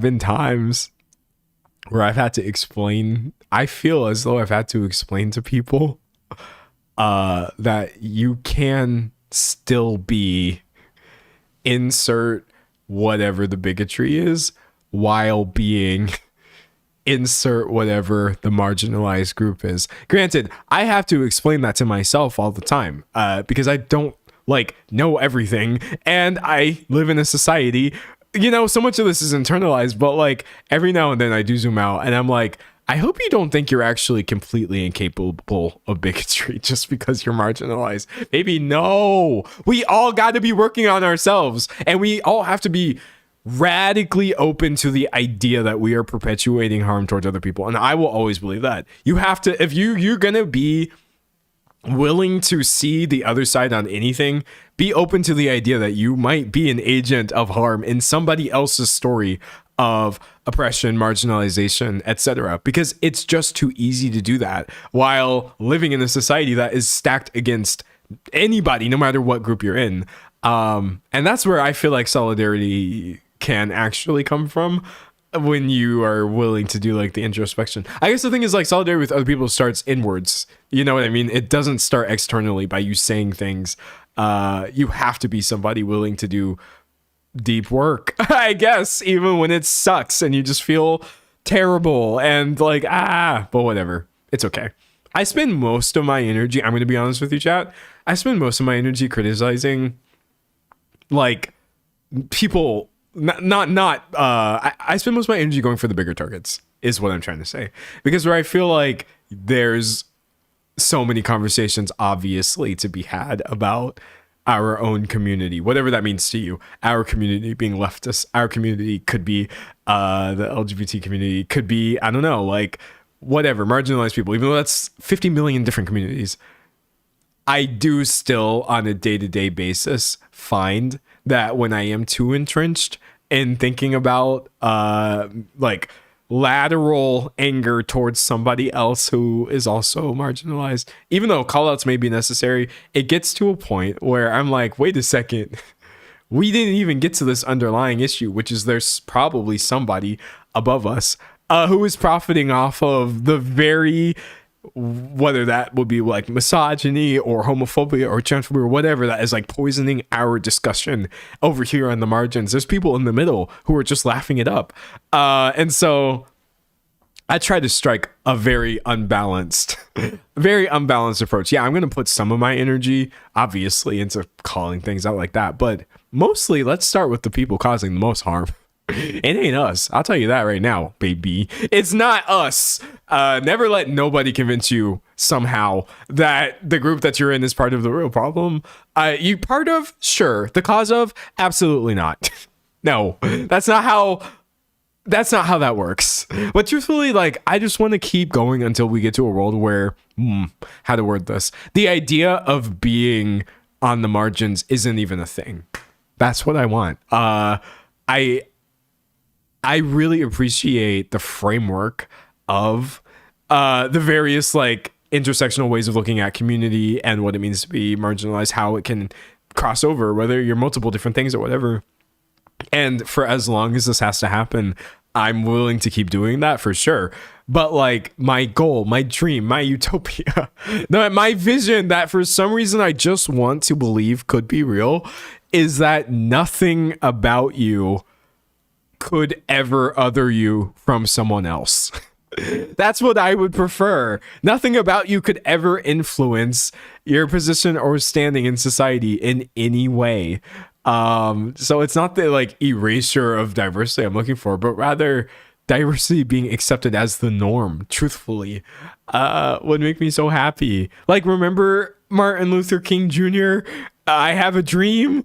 It's kind of that vibe. I don't think he was wrong about that. I don't think he was wrong about many things. But alas, what can we do? What can we do? Someone said, unless you're a billionaire or trillionaire. Oh no, they can. Well, I can't say what on YouTube they can do, but I'm not talking about the billionaire class, and I'm not talking about any of these Epstein-y people, which is just also still the billionaire class. There is some opposition. There is currently in this world some opposition to this utopia I'm envisioning, and we're not going to get there until it's excised. So I'm aware of that. I'm not going to be so very kumbaya that you catch me out here holding hands with the very people who are oppressing me or doing PR work for them online of like, we should be nicer to them. No, truthfully, you must be removed from this equation on some level, whether that is through legislation, pushing things closer to a more equitable state where you cannot become a billionaire, or whether that is just the inexorable march of time. It happens. Whether that is other things that we don't need to get into today. Definitely no one will be happy until some of these problems are taken care of. But anyways, don't say too much of that, because then YouTube's going to get like really mad at you. When all I've literally said is I just want everyone to be happy. I just want everyone to be happy. That's all. Right, YouTube? Don't listen to this too closely. Someone said all roads lead to capitalism. In terms of analyzing what is wrong with society currently, yes, it does very much come back to that. It really, really does. Someone said they can catch me outside, but I ain't giving no hugs. I'm not. I'm certainly not. My gosh. Someone said intersectionality. Yeah. But anyways, how did we even get here from talking about body mods? See, it's not completely disconnected. Stretching your lobe up from anywhere from 18 to 16 gauge up to 14 is not completely disconnected from your race or your gender or your sexuality or your queerness or whatever. I always do, like in this chat with all of y'all, I never feel like crazy about the way I ping ping ping connect everything or whatever. I think it's sad, honestly, that like by default people will call you crazy when you try to say that things are connected. like I had the thought the other day, since we're on it, I'm just gonna say it.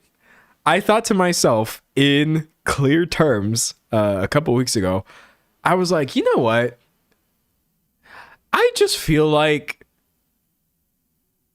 the dislike, the society-wide dislike of body modifications is white supremacy. And then I moved on with my day. I wasn't having a conversation with anybody, so I didn't have to explain myself. But I thought about that and I was like, yeah. And then I just moved on. These are the kinds of things where if you say them in the wrong space, everybody's going to start jumping on you. Everybody, I'm sure, is going to be really happy to tell you about, well, all these other cultures do it or this, that, the other. But like, I know that I'm not wrong. I know it would take me a long time to explain why. I know that people are going to call me like, what's the word, I guess, like I'm reaching or whatever for trying to tie everything back to this. But I just know that it's true. And I don't always feel like doing the work of explaining why. Someone said it makes sense to me. No, like I could sit down and talk about how, if I was to put this in more specific terms, there's a lot of erasing of body modification culture by forced assimilation, forcing people to conform, discriminating against, or honestly, a lot of times outright being violent towards like people who had these modifications when you are colonizing them. As a process of colonization, you have historically seen a lot of body mod practices get wiped out objectively. See, that's not just my feelings, right? That really did happen. And then they get reintroduced as like cute little fun things to do. But like, I guess it's just funny thinking things like this and knowing 9 out of 10 people are gonna just think you're some crazy, I don't know, angry whatever who just sees racism everywhere, even where it's not. And I'm just like, no, what do you mean? Someone said it's true, piercings / tattoos are cultural. Yeah, no, like, we're just not crazy. I guess just the next time you think to yourself, I was proud of myself though, because I always in my mind I have society, like a little society angel. Y'all have like the devil on your shoulder and the angel. I just have society in one of my ears. Usually it's screaming like, oh, D'Angelo, you don't want to sound like a crazy black person. Don't say that. But that day I was like, no, I think I'm right. And even if somebody called me crazy about this, I would just ignore them because I know what I mean. I just don't think that our worldview, whatever your worldview is, of feeling like things are connected or obviously systemic problems, we're not crazy for acknowledging it. So much of this backlash and like conservatism is trying to posit all of this as crazy. You're crazy for even acknowledging critical race theory as a lens for looking at things. You're crazy for trying to tie everything in America, almost everything in America, back to white supremacy. You're crazy for saying capitalism could theoretically be used to explain almost anything that goes wrong or is currently an issue. Like, I'm feeling more secure lately, less like I need to explain myself when I know that I'm right. Womp womp. But that being said, if you personally don't like body modifications, that doesn't matter.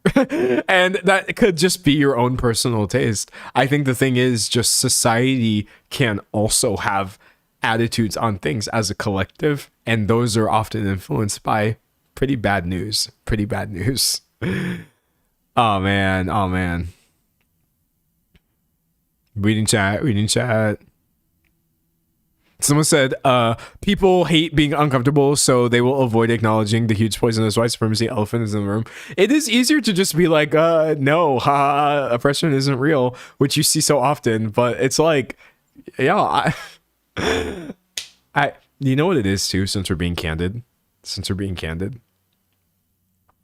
people get really, really uncomfortable when you're part of a group that holds power that's being criticized.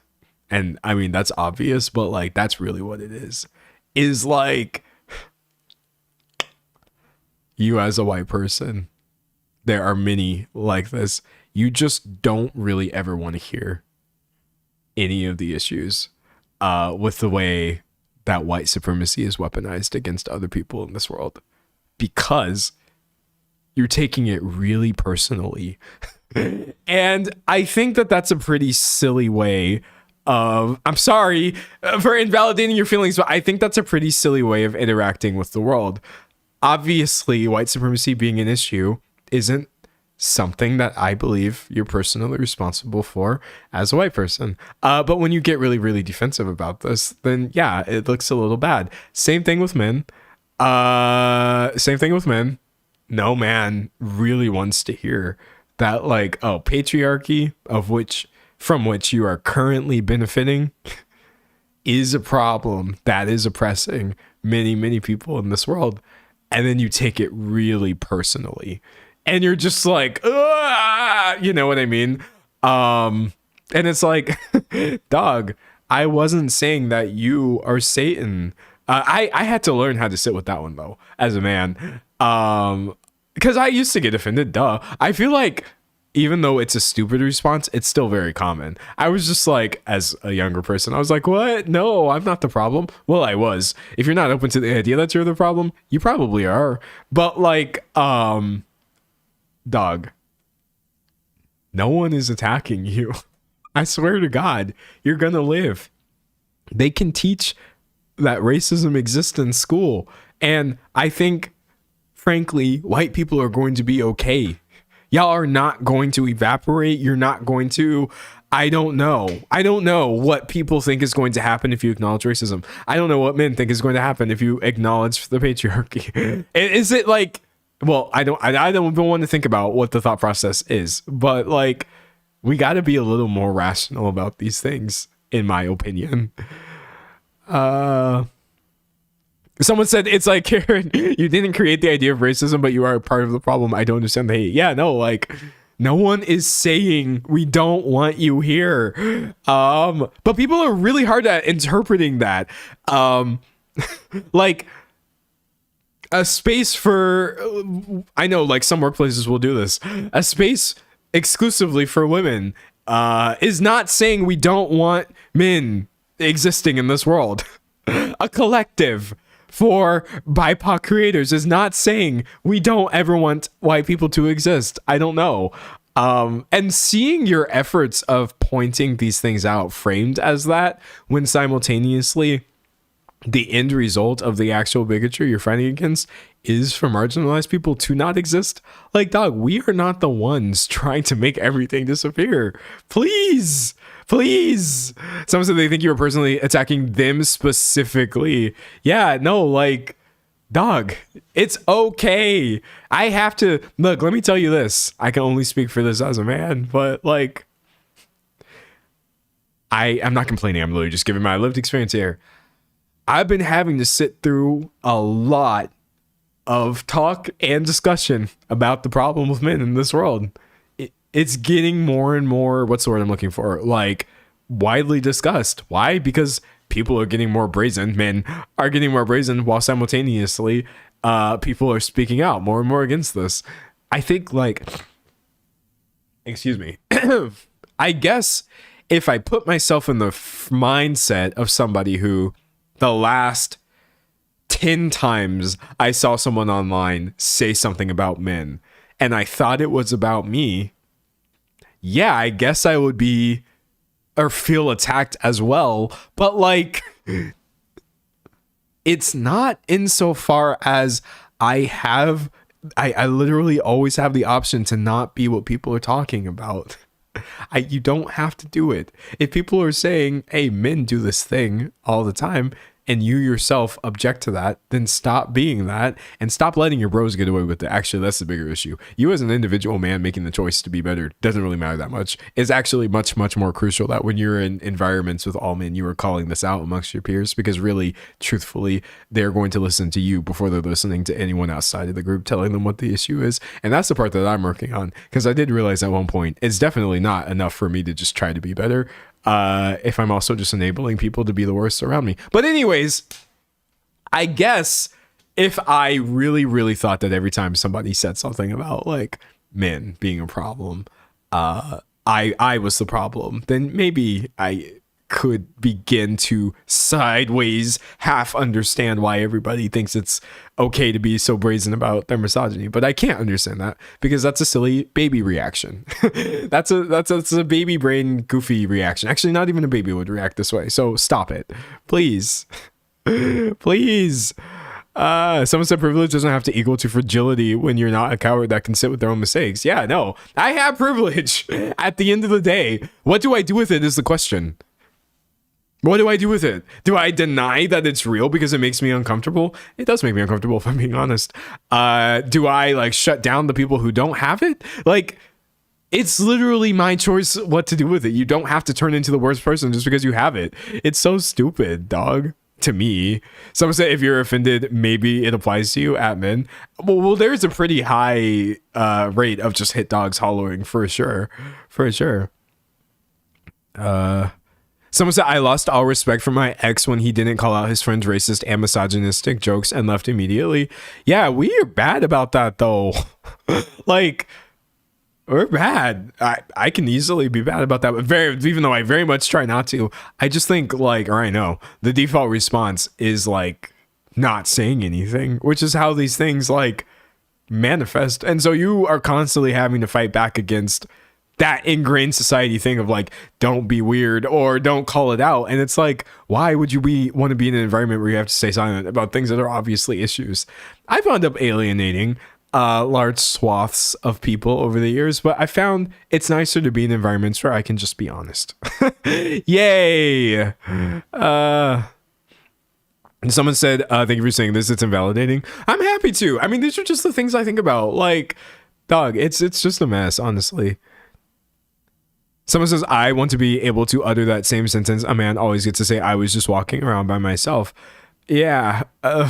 I think about that too. Of like, I mean, yeah, I'd be running around by myself all the time, and like that is a privilege. What do I do? Sit around and act like me being able to go run basically in the dark. I really like running in the morning if I can get away with it. Is like not a privilege, or am I going to pretend like this is something that anyone can do? It's not.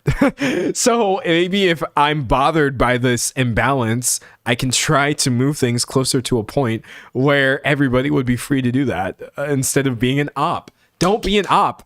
Don't be a menace to South Central while drinking your juice in the hood. That doesn't make sense to like 95% of you, but like, dog, it's a mess. It's a mess. And someone said not at night. I make jokes about it though. I'm not going to lie. As a 6 foot tall black male, I do tell people if I was outside at night and I saw myself running towards me, I would run too. But it has nothing to do with me. It's just like, that's scary. Why? I don't want to see anybody in the dark who I can't see. And I'm over there like with my bald head, literally like booking it. I'm over here like Slender Man. That sounds disturbing. So I don't really blame anybody for like not wanting to encounter that. But anyways, that's just a joke. That's just a joke. So you were 6 feet tall. I am. Yeah. I don't want to see me as a surprise. No thanks. Someone said, give me the height privilege. Yes, you can have it. Some men have a huge privilege of having fun on a Friday evening without being on constant fight/flight mode. Yeah, no, they definitely do. Well, because the onus is literally not put on the people who are vulnerable in that case. Like, it's not like anyone ever told me, honestly, and this is crazy to think about, but like when I was a kid, despite the best efforts of the people around me, no one ever told me, go out there and create a safe environment for the women around you. What happened? They told my sister, here's how to navigate unsafe spaces with men. So obviously I got the memo and I interpreted this as like, I don't want to contribute to the unsafeness, but like thinking about how the default is literally not like telling men, hey, stop doing things that are dangerous, that are jeopardizing other people. It's literally just telling girls and women like, oh, here's how not to run into this issue. That's the problem. It starts, I mean, I'm not telling you this if you don't know. It just starts so like insanely early and is reinforced at such a young age that it's never your responsibility, my responsibility, to like worry about this. And it's backwards. It's very, very, very backwards. It's not good, man. Someone said most guys don't get it. They don't get it. Yeah, no, I mean, it's like willful because, again, it's just not easy to do. I had to completely extricate myself, frankly, from the entire friend group I was in because we were all just backwards. And I don't know. This is like embarrassing because I do feel like these are things that I should have just come to, conclusions I should have come to on my own, obviously using a little bit of critical thinking, but truthfully, it did take me being in an environment that was mostly women for me to understand a lot of this. Like when I was in college, for example, due to no like effort of my own, I wound up mostly, I think, with like women in my friend group. I was literally the one guy. People would make jokes about this, and like a 4-year period where you're just around women who will just say anything in front of you about any of the guys around you. It's very illuminating. It was very illuminating. And at a young age for me, I was lucky because I went to college a little bit early. And I came away with the conclusion that on average, it's really, really easy to be somebody who is actually deeply off-putting. It's very, very off-putting to women, but you don't have to be this way. I think I would see really often where like I would know a guy and he would do something that was very off-putting to all of the women around us, but they wouldn't say anything, and he would walk away with this idea that like, yeah, I killed that. And then out of earshot, everybody says like, ew, what was that? That was illuminating. I learned in real time what the ick was and how hopefully, not to give people it. And so I'm not saying like that still kind of sucks, right? Because I'm literally putting the onus of my re-education on a group of women whose responsibility it was not to deprogram me from all of my whack misogyny, but it helped. It went a long way. So shout out my college friends. I wonder what would have happened if I had just hung out with a bunch of guys and never actually made an effort. I'm scared. I'm scared.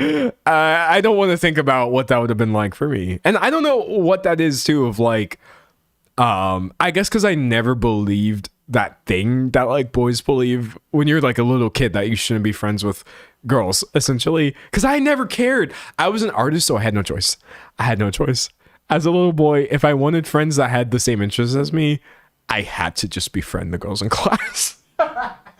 I'm like, no one will talk about drawing pretty pictures with me except Sally and Jill. So I guess Brian and Jim can go talk about, I don't know, sports. So it's always been that for me, I guess. I don't know what to say, dog. I really don't. And someone said, I don't think it's wrong to relearn from friends. What's wrong is if you ignored it. Yeah, no. Someone said, thank goodness for art. Yeah, I realized how silly like these gender distinctions were early on. Because like, I don't know. It just doesn't make any sense to care, I think, about the gender distribution of your friend group. And I guess I knew that when I was like 5, so it went a long way, thankfully. Someone said eel cooties was the start of misogyny. It literally was, though. It literally was. Like, when I was a kid, I'm talking like literally I was 5 or 6, I distinctly remember the other boys just being weirded out. And yes, the word cooties came up of like, oh my God, you're talking to whoever. And it's like, bro, what? You're not. Maybe you should try being better conversation. And then I talk to you. I mean, of course, I didn't say that when I was 5. I probably said something profound like, but it was early days. Someone said, I'm so grateful that my boyfriend was radicalized by his friend group of women. It happens. Again, it's not anybody's responsibility to do this, but if it happens, I'm not complaining. I got lucky, I guess. Someone said girls and women / femmes are just people acting like we're different species is so harmful. Yeah, it starts early of like, you are a boy and these are girls. Girls do all these weird things. We have this stupid nursery rhyme. Like, what is it? Wait, maybe I shouldn't even say it. It might be really bad, but it's like, no, I shouldn't say it. But it's something about boys do this and girls do this, like Jupiter and stupider. I don't remember what it is. It might be. I'm gonna Google this. We said this when I was 5. Hold on, let me see. I'm just trying to clue you in into how early this nonsense started with me, bro. Okay, my computer doesn't even want to turn on, so maybe it's a sign from God.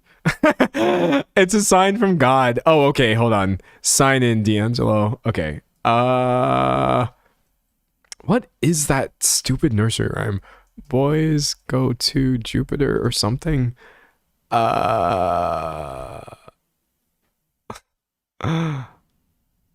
I can't find the original. Boys go to Mars. Girls go to Jupiter. Okay, wait. Who goes to Jupiter? I'm having trouble finding this. Oh! Okay. Boys go to Jupiter to get more stupider. Girls go to college to get more knowledge. That's what it was. Literally, like, I don't even know how kids pick up playground rhymes, because we obviously have to be picking them up from adults on some level. But yeah, that's one of the first things I remember me and my ridiculous gaggle of like 5, 6, and 7-year-old friends saying to each other, just these little like patty cake rhymes about how women must do these things and boys have no real repercussions. And I know it sounds like a reach, but I swear to God, things like this do go a long way. They go a long way in the mind of a child. You too internalize some pretty bad messaging from a lot of this. Someone said I've heard a version with Mars and fast cars. Yeah, no, there's always like 50 different versions at least, because depending on what school you go to, every school has its own version of this. But yeah, no, I got lucky that I was disconnected from this story early. I also do like, yeah, no, it's just stupid, man. Someone said, let's just get rid of the binary notion of gender. Bro, literally, we will be so free. We will be so free. I mean, like, it's not going to happen immediately. But moving towards that and directionally correct steps would be amazing. It would be amazing. Someone said, I'm still waiting for the boys to go to Jupiter. I know. Well, they're going to Mars, and Katy Perry is there also. So shout that out, I guess. Someone said, I blame Disney for making me think I needed a prince to save me. Bro, we talked about this a little bit before. Disney 90s movies. I swear to God, Disney movies 90 through 99. This was some crazy levels of propaganda that was happening. Now listen. I don't think the intent of these movies, I genuinely hope, I don't believe the intent of these movies was to lay down any sort of like unhelpful notions about gender, but it's just when you're a kid watching Beauty and the Beast, Aladdin, which these have really cool characters. I'm not saying all the women in these movies need to be saved or whatever. And like all these things where you get the girl at the end of the movie, etc. Dog, these weren't good things. Like to just watch back to back as a kid. It's not good. They're cute movies and I think they're beautiful films, but like that didn't help either. I do think in general too, I don't even feel like we as society have reevaluated this idea of the girl in the first place. Even the phrase "get the girl," which is still really, really common, really insanely common, which was always a plot point in many of these films of like, oh, and then at the end you get the girl. I'm like, this is objectification. Like, I know it sounds obvious, but like, it's not a useful rubric through which to view people when you're a very young person thinking to yourself like, yes, a girl is a thing that you get at the end of the movie for saving the world. It's not a good thing, chat. I'm not making excuses for any of these ridiculous men, but like, if you're never moving past this child like a 5-year-old understanding of the world, they're taking the same energy into feeling like they're owed things from women in current day, and it's just like, this is so stupid, man. Someone said, I remember playing Littlest Pet Shop with a boy in the 2nd grade, and we would complain about gender roles together. Yeah, it's like, it's a number, because you out here thinking, or me personally trying to like get away from this, I'm out here thinking like, yeah, I'm gonna unlearn like political stuff, right? Like things that seem a little more elevated and intentional. But I had to unlearn Disney VHS tapes from the 90s. I didn't realize how far back I had to go. It's a mess, baby. It's a mess. Someone said the princess stuff brainwashed me, and I'm a lesbian, but I don't care. I'm looking for my femme knight in shining armor, and I'm rooting for you. I hope you find that, honestly. But no, like, on God, we're just really, really weird. Society's just really, really weird. It's so weird, chat. I never know how to explain it without sounding like an idiot. Like, I think about this, like, just watching things that are popular, listening to the way people talk about things, and I feel like an alien. Because I'm talking about, like, as specifically, in my case, like, someone who's been trying to be critical of gender roles in his own life as a non-binary person, just realizing how weird we are about all of this. I'm like, are we okay? Are we literally okay? Are we good? I don't think we are. Why brainwash the children? Again, like, literally the agenda, the LGBT agenda, not a thing. The only agenda is actually like reinforcing gender roles, from the moment from before a child enters the world, before you're even here. It's just like we are going to put you on a track and theme everything about you. And I'm just like, again, like buying pink stuff for your girl because she likes girly things, I'm not saying it's a function of evil. It's just, it's hard to see the pool that you're swimming in as a fish. It just feels like air, but you are literally underwater, is how I feel.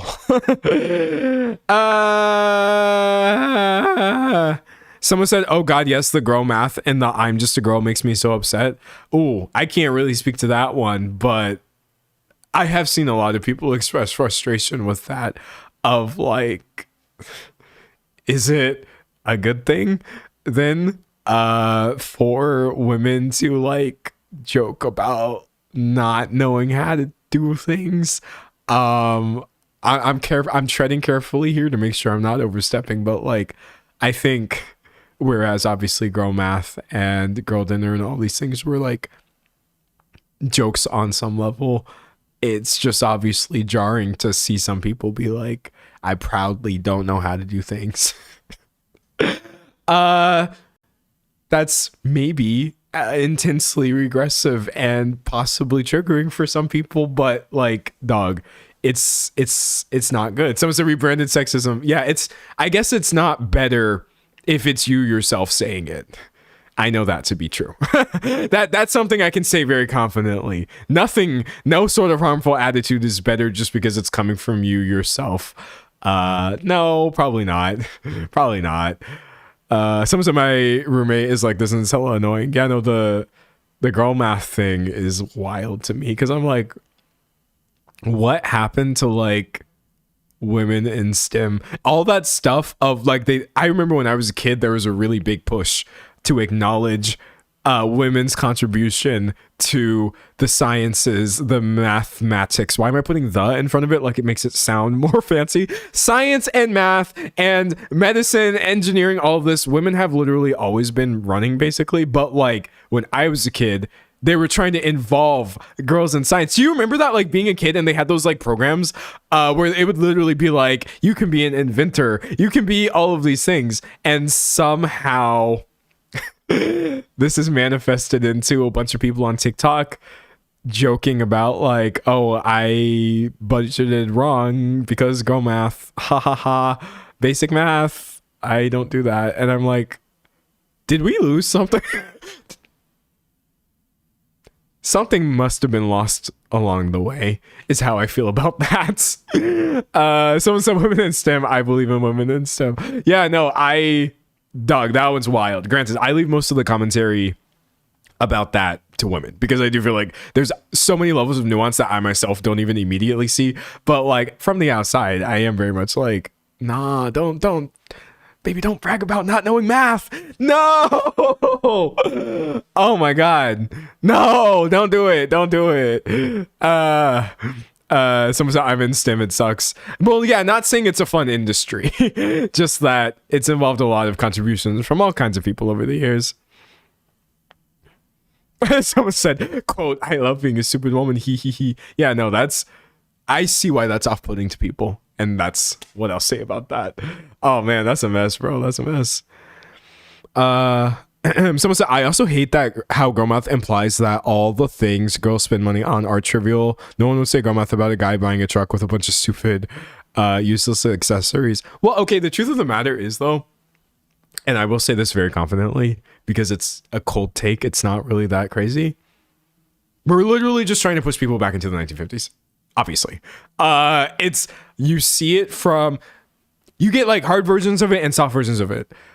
So you're seeing like pushes towards segregation is what I consider the backlash against DEI to be.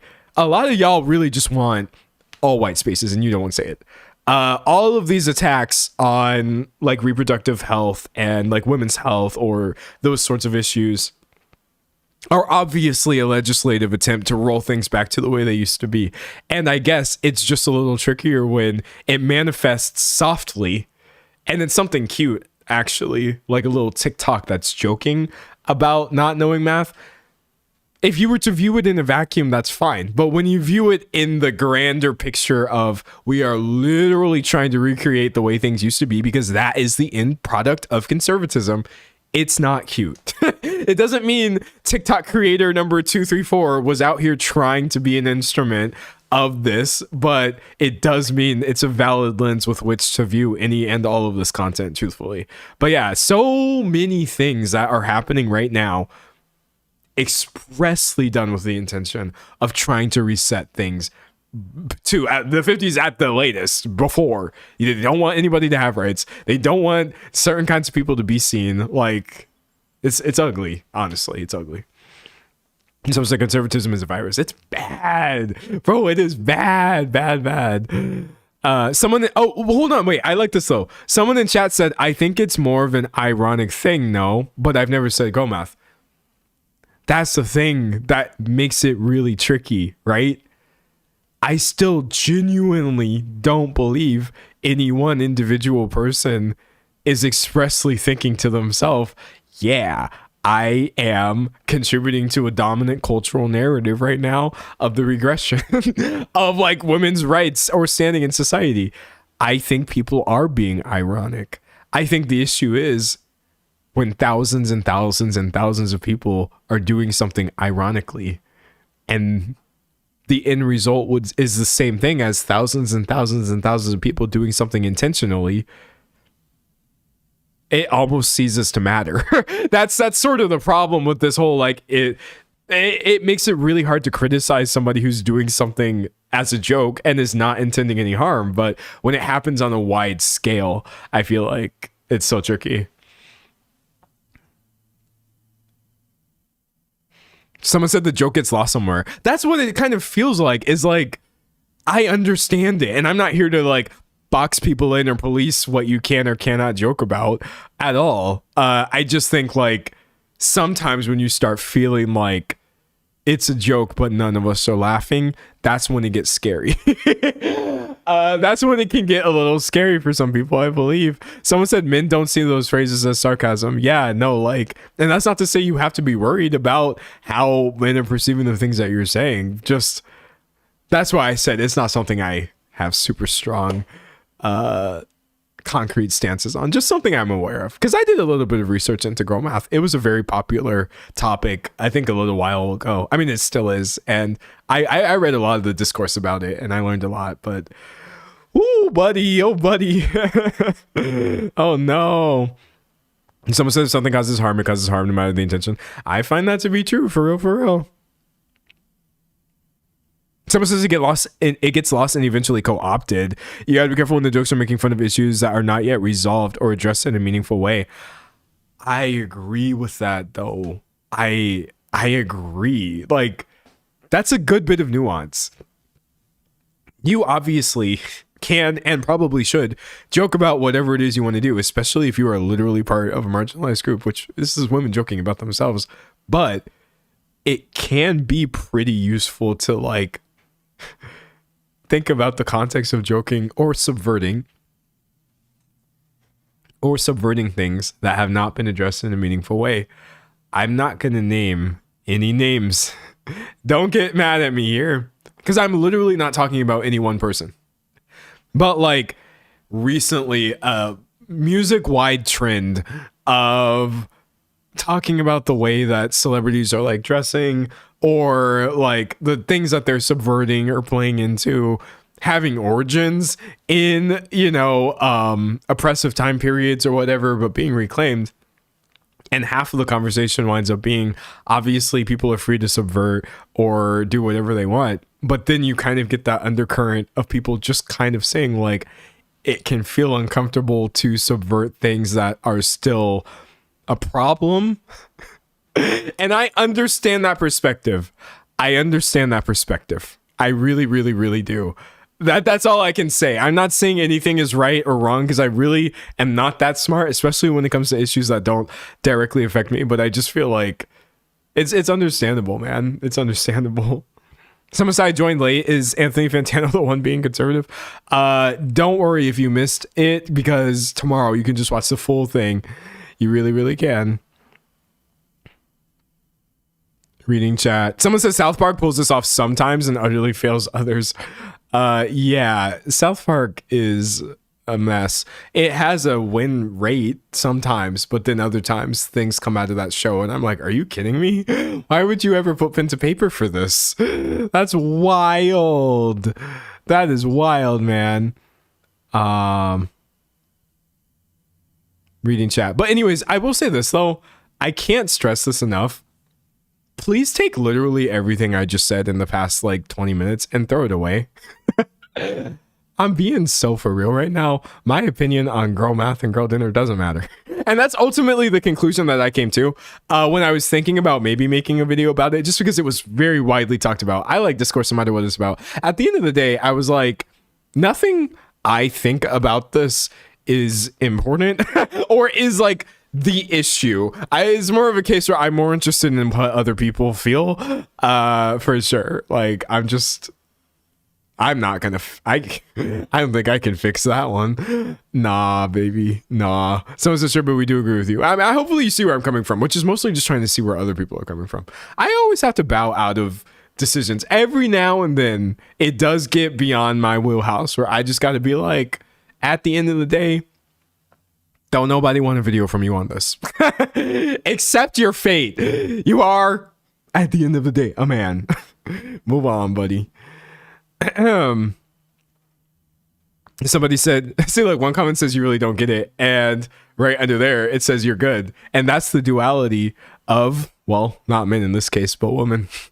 So it's a conversation at the end of the day. It really, really is. That's all it is, honestly. Someone said D'Angelo saying to disregard what he just said made me realize that I forgot to pay attention. The real trick is to never listen to anything I'm saying in the first place. Then I will never lead you astray. I'll never say nothing stupid if you're not listening. Anyways, you know what? I think that's all I have for the day. I loved this stream, actually. I had a lot of fun. Moderators were killing it. I feel like the vibes were good. Like, even though we had some serious things, some annoying things, overall, this was really, really, really nice. Reading chat. Someone said the ADHD of it all. You already know I'm going to cover 50 different topics, but yeah, I'm going to come back. There's no need to exhaust all of the interesting things. That's fun. We never even have talked about the girl math, girl dinner thing before this, but yeah, I'll come back with some more garbage.